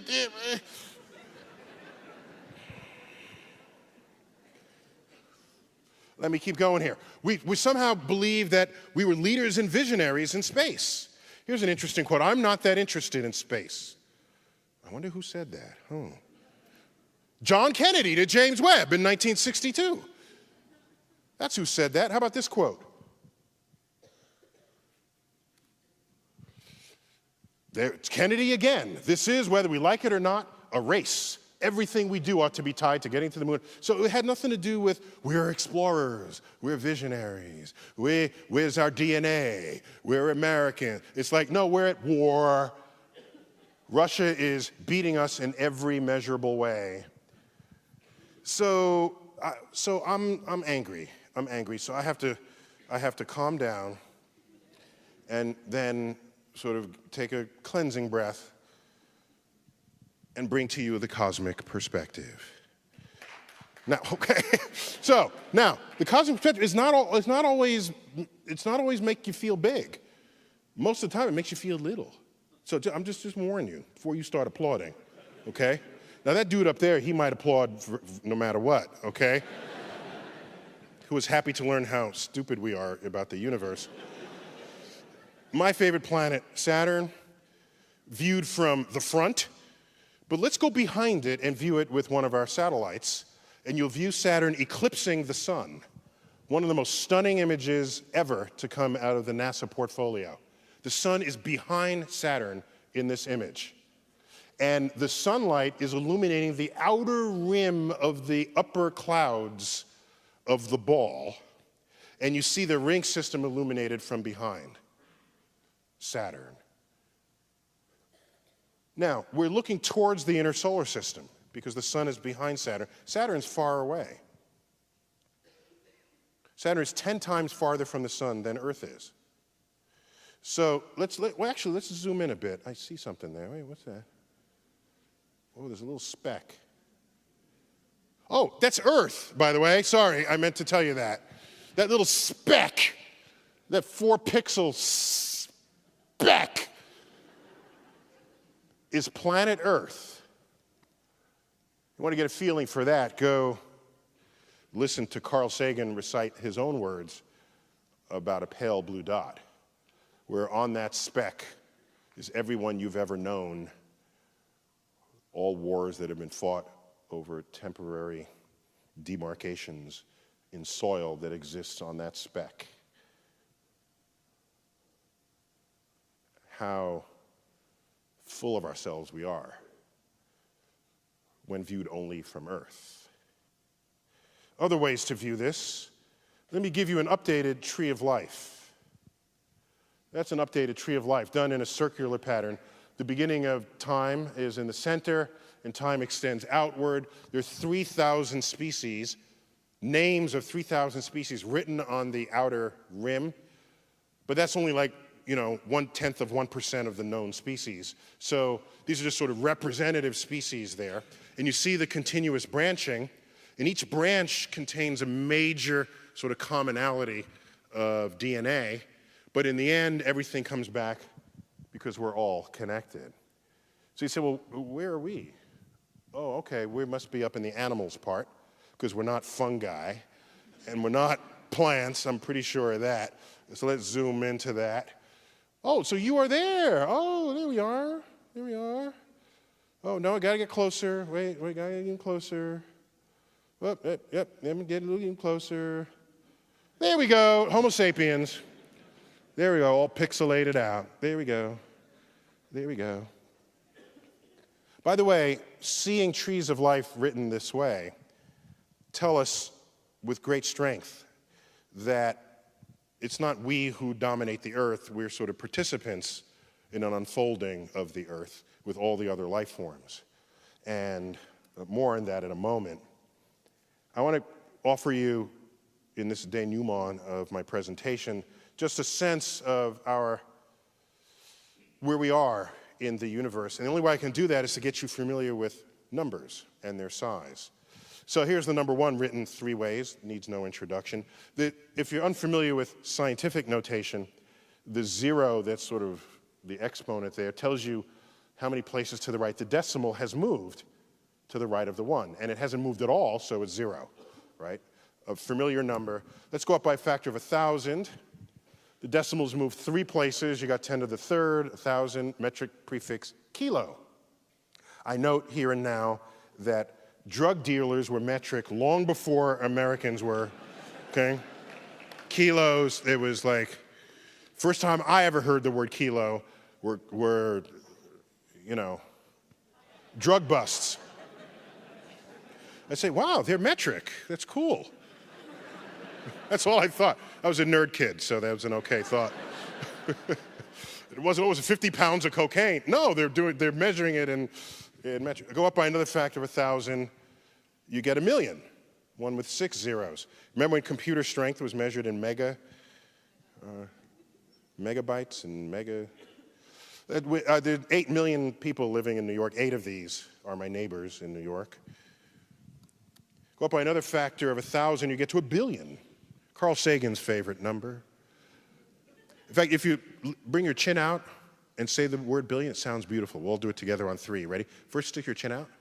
Okay, 1, 2, 3, billion. Oh, isn't that beautiful? That's just beautiful.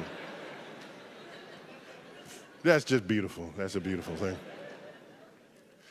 Billion. That's a fun number. Anyone here 31 years old? Raise your hand. Got to be a few of you. Very nice. In this year of your life, you will live your billionth second. Yes, I'm geeky enough to have calculated this. 31 years, 259 days, 1 hour, 46 minutes, and 40 seconds. But you have to account for leap days and leap seconds, okay? I'm going to try to make an app that'll do this, but I haven't done it yet. I've been busy doing other things. But I celebrated my own billionth second with a really small glass of champagne. 50 of these billions. Let's see, I think a neighbor of yours, he's a neighbor, right? Isn't he? He's like, you see him around town, I presume? Not, okay. His net worth is like $50 billion, plus or minus. I don't know if you know how much that is. I don't believe you know. You don't. In fact, I'm certain you don't, because I'm going to tell you. I'm going to tell you how rich this man is. First of all, I'm charmed by the fact that the patron saint of geeks is the richest man in the world. That's a different world than it was when the richest people were sort of oil barons and steel barons. It's like a geek is the richest guy in the world. That's kind of cool. But 50 billion, I did this math because I walk along the street. You know, I have a job and I own a home. And I'm walking down the street, and I see a coin in the street. My question to myself is, what is the smallest denomination coin that I'll bend down and pick up? Okay? Given the fact that I have a job, I own a home. So, the penny is staying. I'm not getting the penny. The nickel, no, I'm not getting the nickel. Dime, if I'm not in a hurry, I'm picking up the dime. Okay? A quarter, well, that's good for parking meters and laundry, plus it's a quarter, right? So I'm picking up the quarter. So for me, the boundary between picking up the coin and not is between a dime and a quarter. So I figured, let me ratio this up to that wealth and ask, how much money has to be laying in the street for Bill Gates to be too busy to pick it up? It's $45,000, okay? That's what it is. $45,000, I said, too busy. Somebody else get that. I got.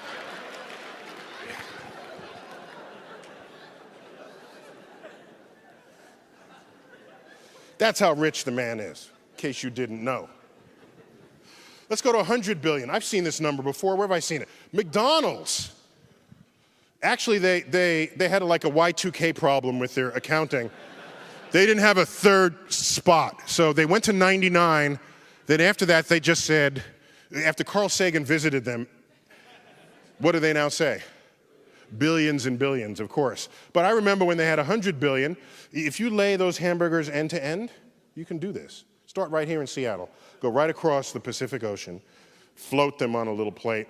And you can come around back and come right back here to Seattle, across the Europe, the Atlantic, the United States, and come right back here with your 100 billion hamburgers, and you can do that 52 times. Then with what's left over, you can stack them with what's left over and make a stack high enough to reach the moon and back. Then you would have laid out your 100 billion hamburgers. This is terrifying news to cows, all right? I just want you to know. Also 100 billion. Do you realize that in 1 linear centimeter of your lower colon lives and works 100 billion microbes, which is a bigger number, about the same number, as the total number of human beings who have ever lived. That's what's going on in your lower intestine. Yet we like to think that we're actually in charge of things. But from the point of view of the bacteria, we are just a warm, dark, anaerobic location for fecal matter. It's just a reality check here, okay? We tend to make things nicer for ourselves with words. Like what's the book that has optical illusions? Who doesn't like a good optical illusion? Of course, that's not what they are. They're brain failures. That's what it is. Oh, I can't figure it out. Is the line in or out of the page? Oh my gosh. Those books should be called brain failures.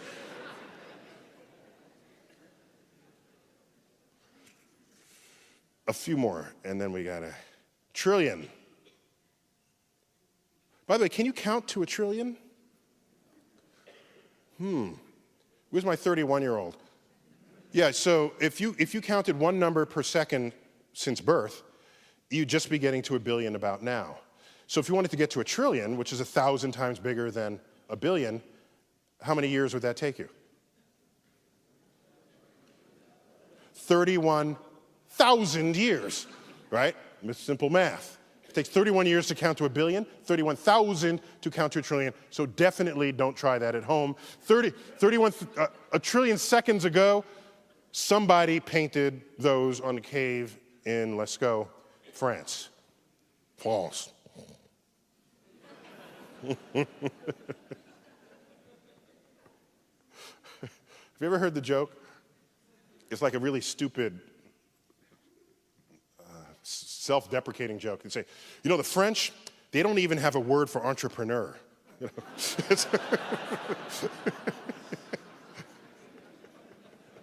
Can only be spoken by a monolingual American. So we have billion, trillion. What's the next number here? Quadrillion. Someone said zillion? No, almost. Quadrillion. That's about 100 quadrillion is the number of sounds and words ever uttered by all humans who have ever lived. So these numbers are getting really huge, really fast. Billion, trillion, quadrillion. What's next? Quintillion. There's one of my favorite numbers. About the number of grains of sand on an average beach. Even the sand that comes home in your crotch, you know. I counted those, add all those up, they're in this number.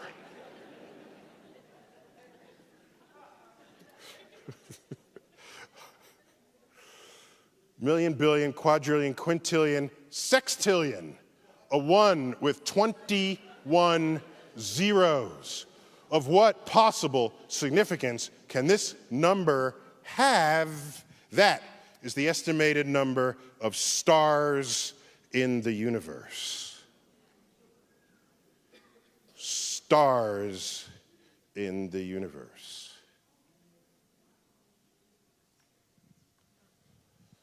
Some people, this depresses them. Among them, this gentleman, a professor of psychology at the University of Pennsylvania. We opened a space show 11 years ago that was a zoom out from Earth.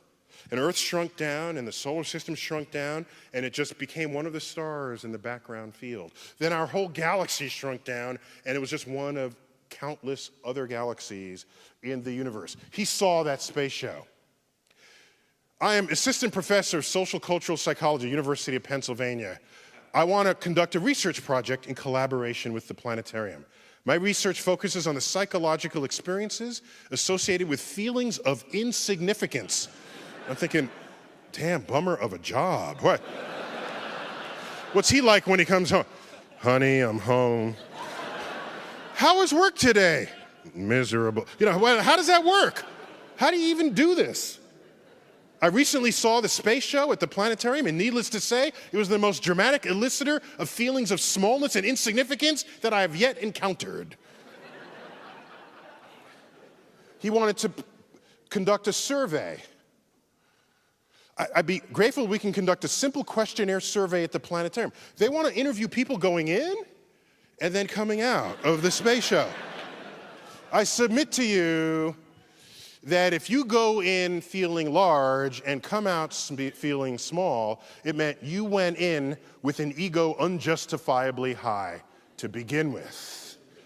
The problem is not in the universe. The problem is within you. That's what I submit.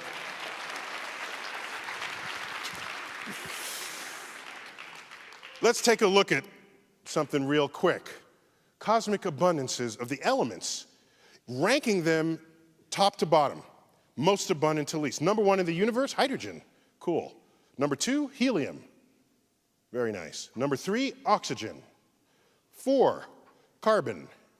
5, nitrogen. My favorite element of them all, other. Okay, so then, how about life on Earth? What's the ranking of elements in life on Earth? Well, all life contains water of some kind or another. Water is made of hydrogen and oxygen. So hydrogen's got to be pretty high up there. Sure enough, it's the number 1 element in life on Earth. What's next? Oh, we don't actually have helium. Remember, helium is a noble gas. It does not interact with anything. So helium is not in life on Earth. You could inhale it, then you sound like Mickey Mouse. By the way, Mickey owned Pluto, okay? Which is an abomination of the mammalian order.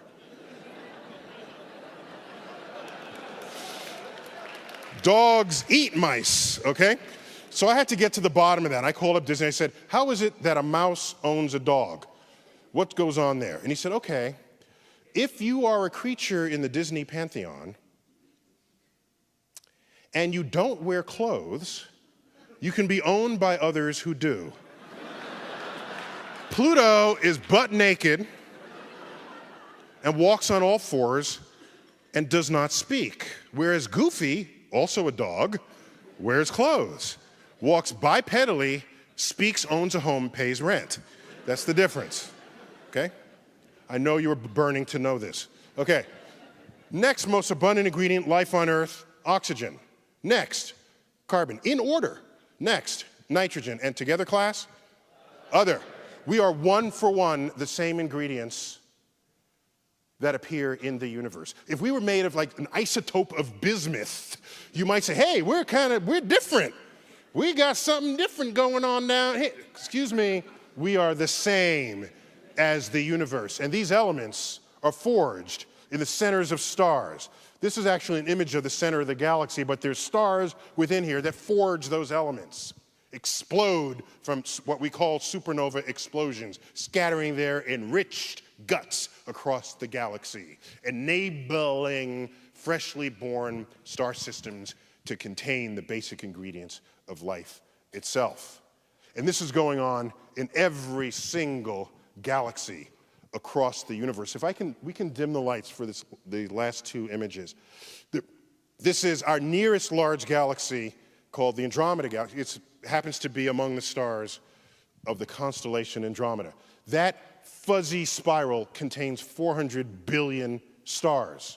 These other stars you see in the picture are sitting on our nose in our own Milky Way. It's as though we're looking past a screen door through the void of intergalactic space to another galaxy. If you pull out the power of the Hubble Space Telescope and say, I'm not going to look at this big galaxy, I want to look at an uninteresting corner of the dark night sky and show me what's there, this is what shows up. This image has 3 stars in it that happen to be sitting on our nose. One of them, if you can still see me, is right here. They have spikes. Another one is directly over me here, and there's one at the top.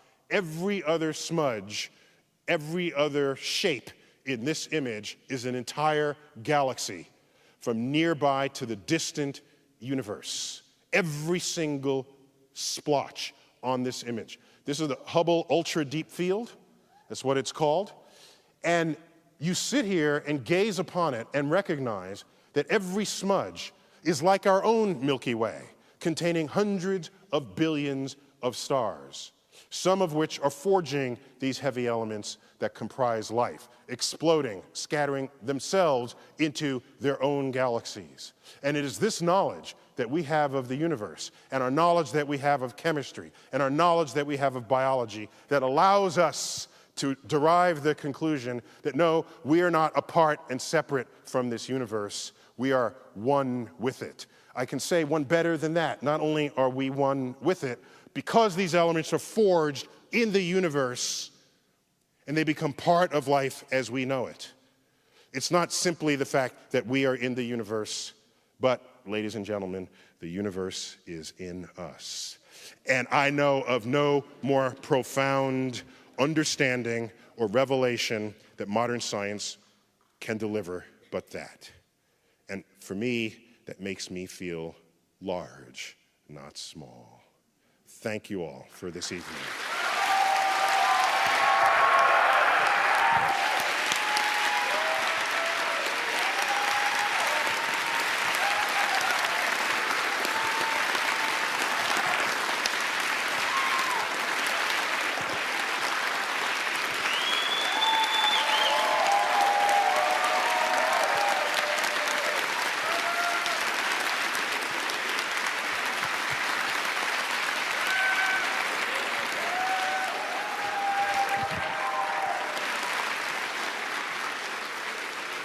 Sorry I went a little long.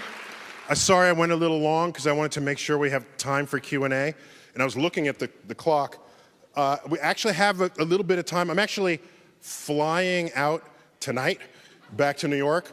But I have maybe 20 minutes or so.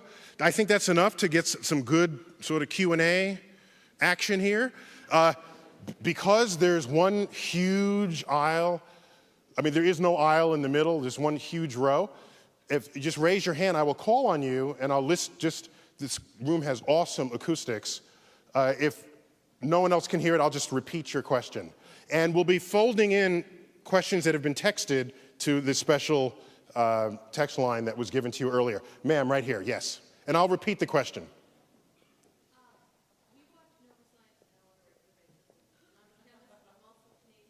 She watches, what? There's a lot of information. She watches Nova Science Now on a regular basis. She's a chemist and she's Canadian. Okay, I'm trying to stay with you here. Okay, go on. She's accustomed to the metric system, yes. But all of you are amassing at the border between Canada and America. Are you planning an invasion? Because we have top people checking this out. I just want you to know. Okay, go on.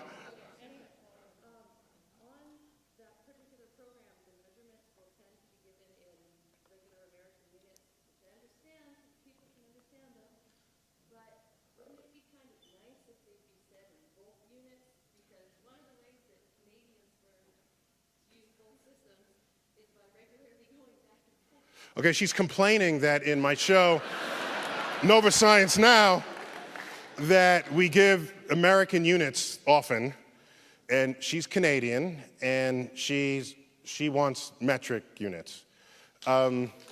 Okay,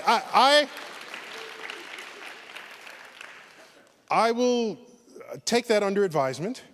I think I have a slightly different pedagogical outlook, okay? In America, if you know the metric system, you probably don't need to watch Nova Science Now. So I'm really just trying to reach the people who need the science. And I do have a policy, an editorial policy. I'm executive editor of the series. Editorial policy on how we invoke one unit or another. We will use metric units if the number is out of scale of your everyday life. All right? So I'm not going to give the diameter of the solar system in feet. All right? But if it's the temperature of a room, I'm not going to give that in Celsius because no one will know what the hell I'm talking about here in America. So that does put a greater burden on you, the Canadian, to adapt to our mysterious ways here in America. Yes, right there. Yes, you.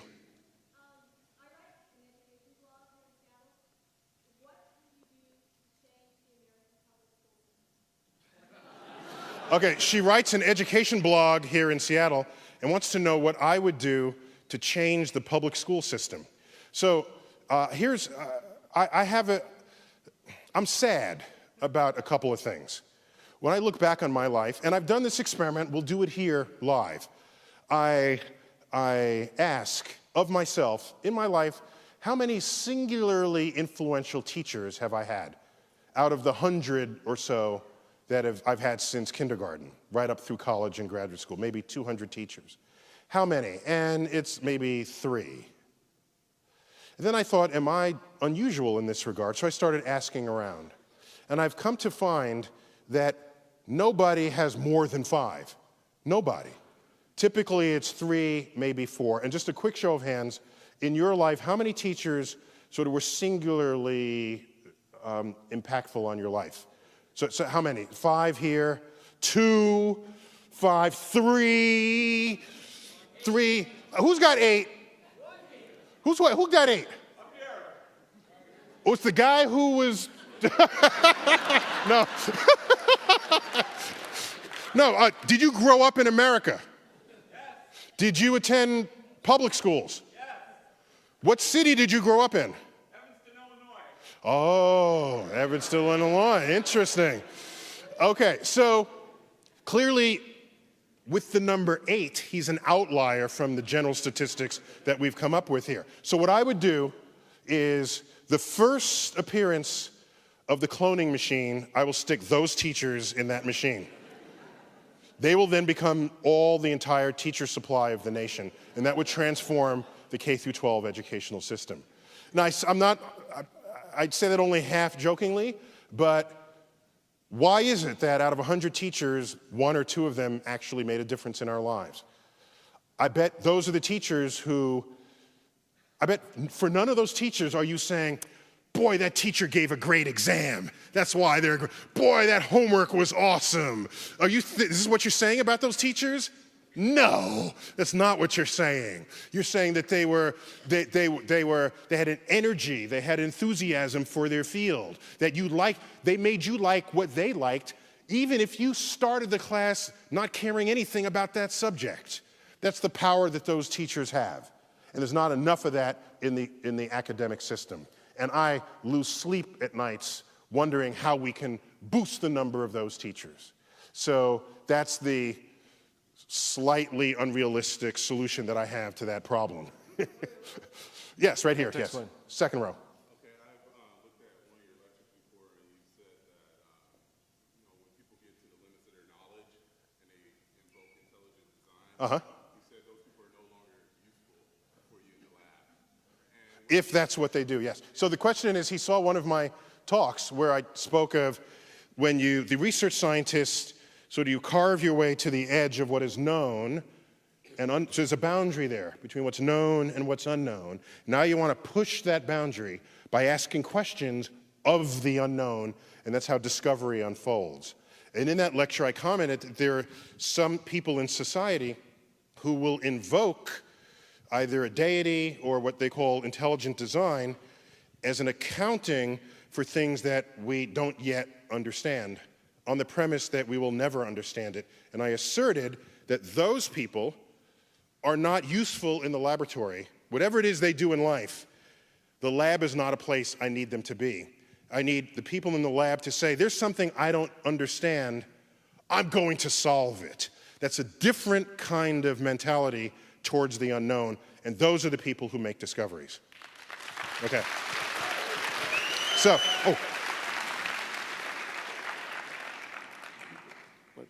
we've got a question. Oh yeah, cool. We got a texted question. Go. What developing technology are you most excited about? What developing technology am I most excited about? I can't wait until we just find a way to tap energy more effectively from the Earth. Every time Earth wants to kill us, it's some expression of energy that the Earth is burping up, okay?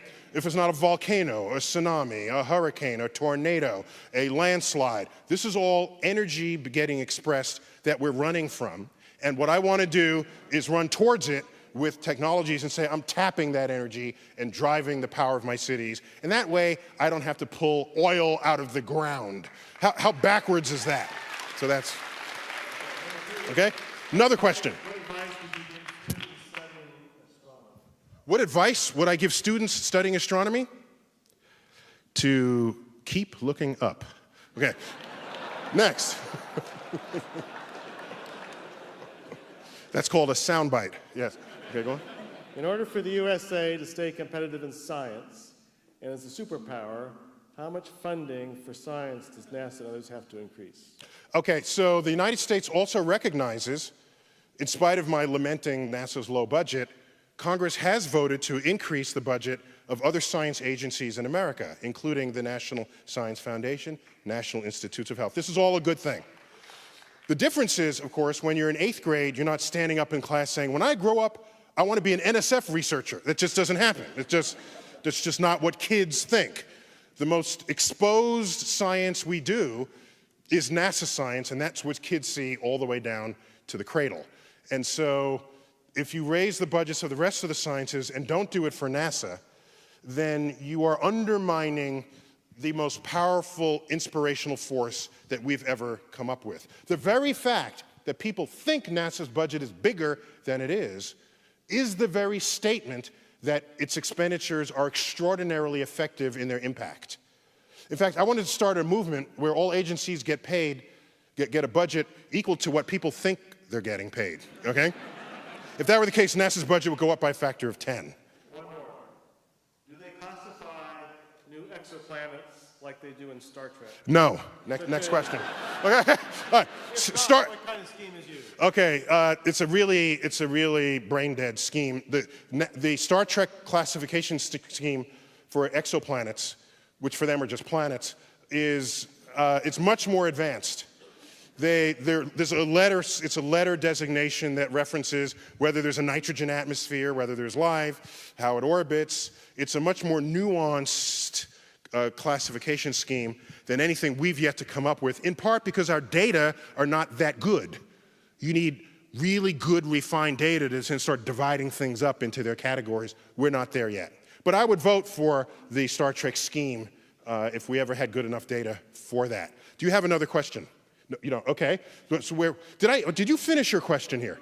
You didn't finish your question. Yes. Go. What I was going to say is, if you're brought up in a belief system that already invokes intelligent design from when you're little, but you reject that belief system later on, what can you tell people, to help them along in the sciences with that? If you're brought up in a belief system that prevents you from gaining access to that frontier of discovery, and you transition out of it, there are plenty of religious people who are just fine doing science.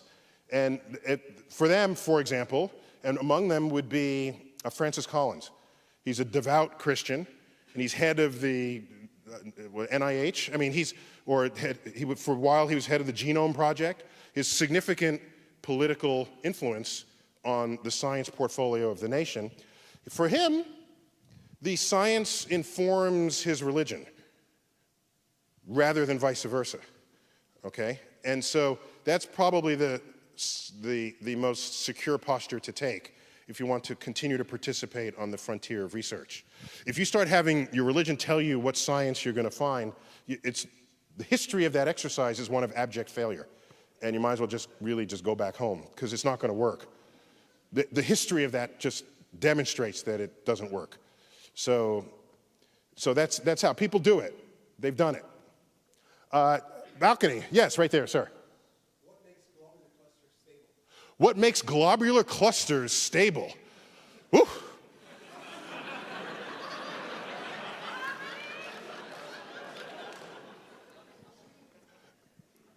It's got 100,000 stars. And they all like each other because they all feel each other's gravity. And they all have some motion sideways. And so it's this beehive, all gravitationally bound together. Occasionally, you get a couple of stars that have 3 stars, and one has like 2 come together, and a third one sort of zips around and comes out again. And there's an energy transfer. When that happens, you can actually kick a star to have higher than the escape velocity of that system.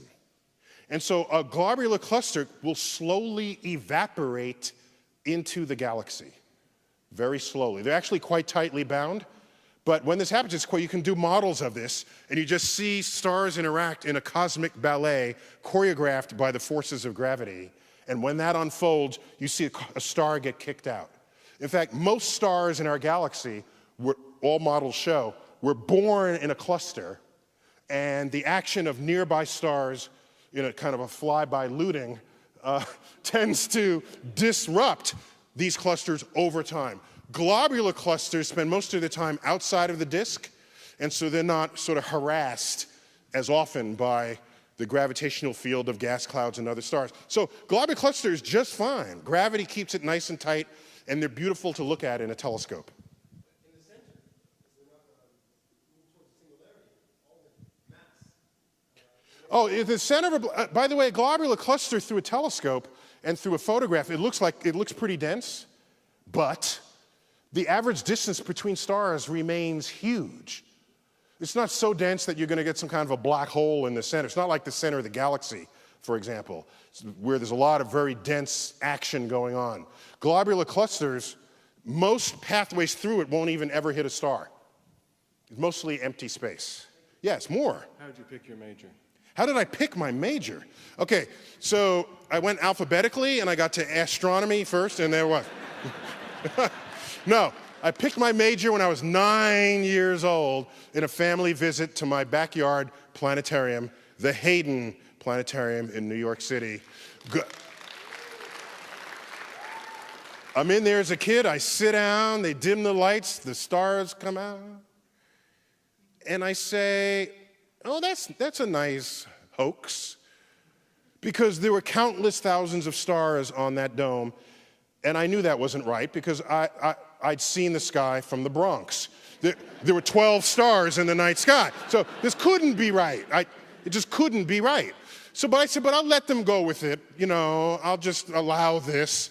And I realized later on that this is the real sky, and between age 9 and 11, the universe called me in a way that, in fact, I had no choice in the matter.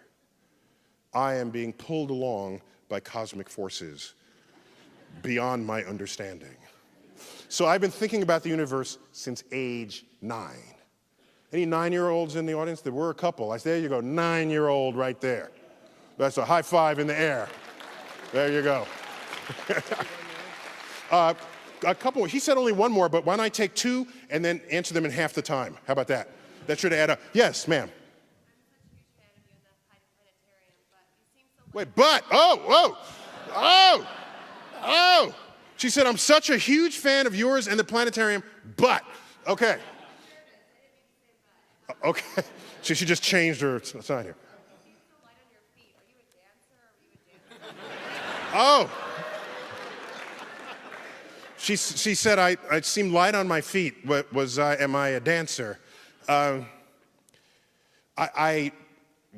one time in my life, long ago, I was a performing member of 3 different dance companies.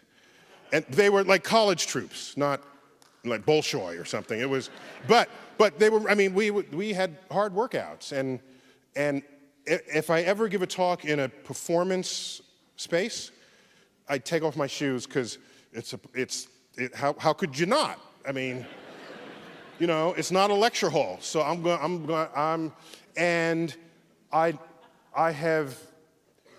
I've longed to be in the dancing shape that I once was, but when I was dancing, I wasn't writing books. So that is simply a chapter in my past. And I quote for you 2 or 3 lines from Desiderata. I am taking kindly the counsel of the years, gracefully surrendering my things of youth. Question right here, yes. Louder! Do you think that it will ever be possible for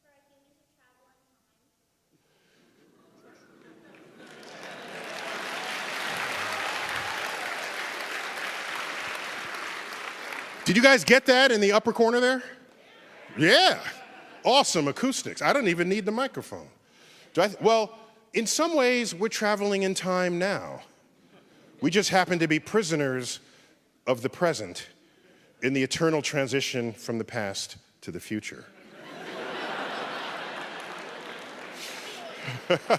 Oh, he said, give me a real answer, buddy. All right.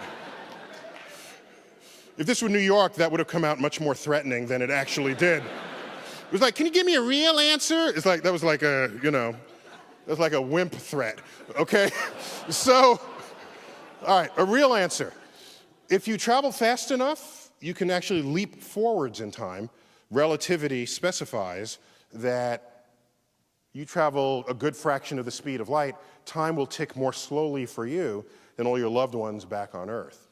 If your journey is too long, you might be gone for 10 years and everyone else on Earth ages 100. So you've effectively gone into the future, and then everyone you knew when you left Earth is now dead, right? So there's a cost to going into the future in that way. If you want to go into the past, that's a little more problematical.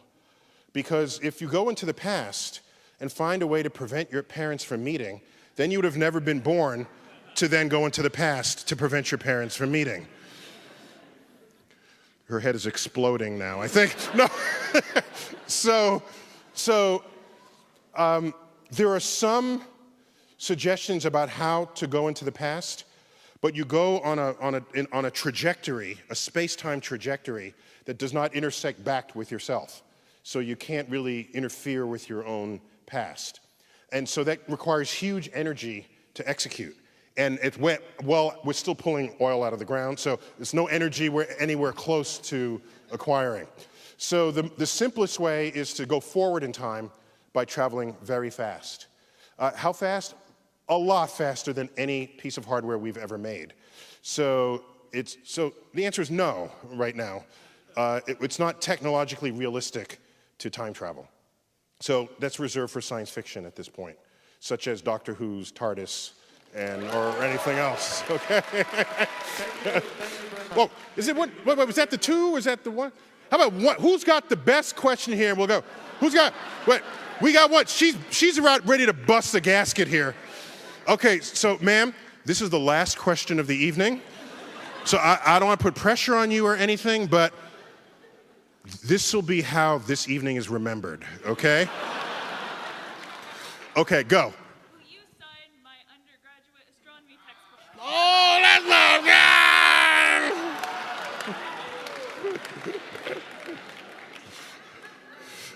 good! I have a quick answer for that, but I want to take another question for that. But wait. My quick answer is, I'd be happy to, but I will not have time. So on my website is my address. Just mail me the book. I'd be happy to sign it and send it back to you. Okay? I do that all the time, and it's fine. Okay? Who's got an awesomest question? Wait, we got 12 hands pointing in. Sir. So I'm thinking about science as a career, and up until this day, I'd always thought research. Research is what science is. But when I see you, it seems like a lot of science is telling people about research. So what should the relationship be between doing the work and making people understand it?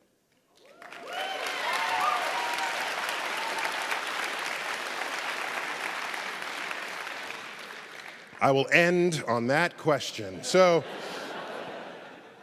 my energy for communicating science derives from the research that I do. The research, for me, is thrilling. The press reports the results of research, which for some projects can take many, many years. So if you want to become a scientist, you have to learn to love the questions just as much as the answer, because in fact, in some cases, you don't even get to an answer. You find out you're navigating the wrong path. So the people who say, oh, a graduate school is a pay, I can't, that is science. What you're doing as a graduate student is becoming a research scientist, and that's what you do. You work long hours, you're in the lab, you occasionally forego personal hygiene. You know, this is what that is, okay? I bet you Darwin and Newton did not smell very good, all right, is my guess, okay? Newton, while he is discovering calculus, all right, he's probably not saying, oh, I need a shower about now. No, he's pretty focused doing what he's doing, all right? And so that's where I derive my energy to share the passion. Now, I would do so no matter what. But there's a more important reason for doing it. And that is most pure research in the sciences that goes on in America today, that's not product-driven, goes on at universities, and the source of those monies are from public-based, tax-based funding agencies. So, collectively, we pay taxes to the country's portfolio of spending, some of which funds the science that's conducted by scientists. As a result, the science that's done, the scientist that conducts the research, is obligated to the public to share with them the fruits of their research. The public paid for it. And I submit to you that there was an era before that was taken seriously. There was an era where the scientist in the lab would say, the press is beneath me, they'll probably get my story wrong, I don't want to have anything to do with them, leave me alone. That happened only to the peril of the funding stream that went into those labs. And the first person to realize this in a big way was, in fact, Carl Sagan. Because what happened was, he would start bringing science to the public. He did it sort of first and best. And colleagues said, what, you're on the Tonight Show? You're a scientist, and you'd stoop to go on the Tonight? And he was criticized for this. Criticized. Meanwhile, the scientific community saw their budgets rise. And so in astrophysics, we learned earlier than in other fields the value, the general value of bringing the fruits of our research to the public. And I can tell you that I don't know if I'm biased, probably I am, but maybe a little bit is not. I think Hubble images are pretty cool. I think these pictures I showed you tonight are kind of awesome. I think all of us, at some point, we look up and wonder what our place is in this universe. And a small fraction of the total population gets to actually call that their career. So at no time do I take it for granted that it is not only a privilege to study the universe, it's an honor to do so with the sanction of those who are taxpayers and who even come out and hear a lecture that I give. Thank you all again. Seattle.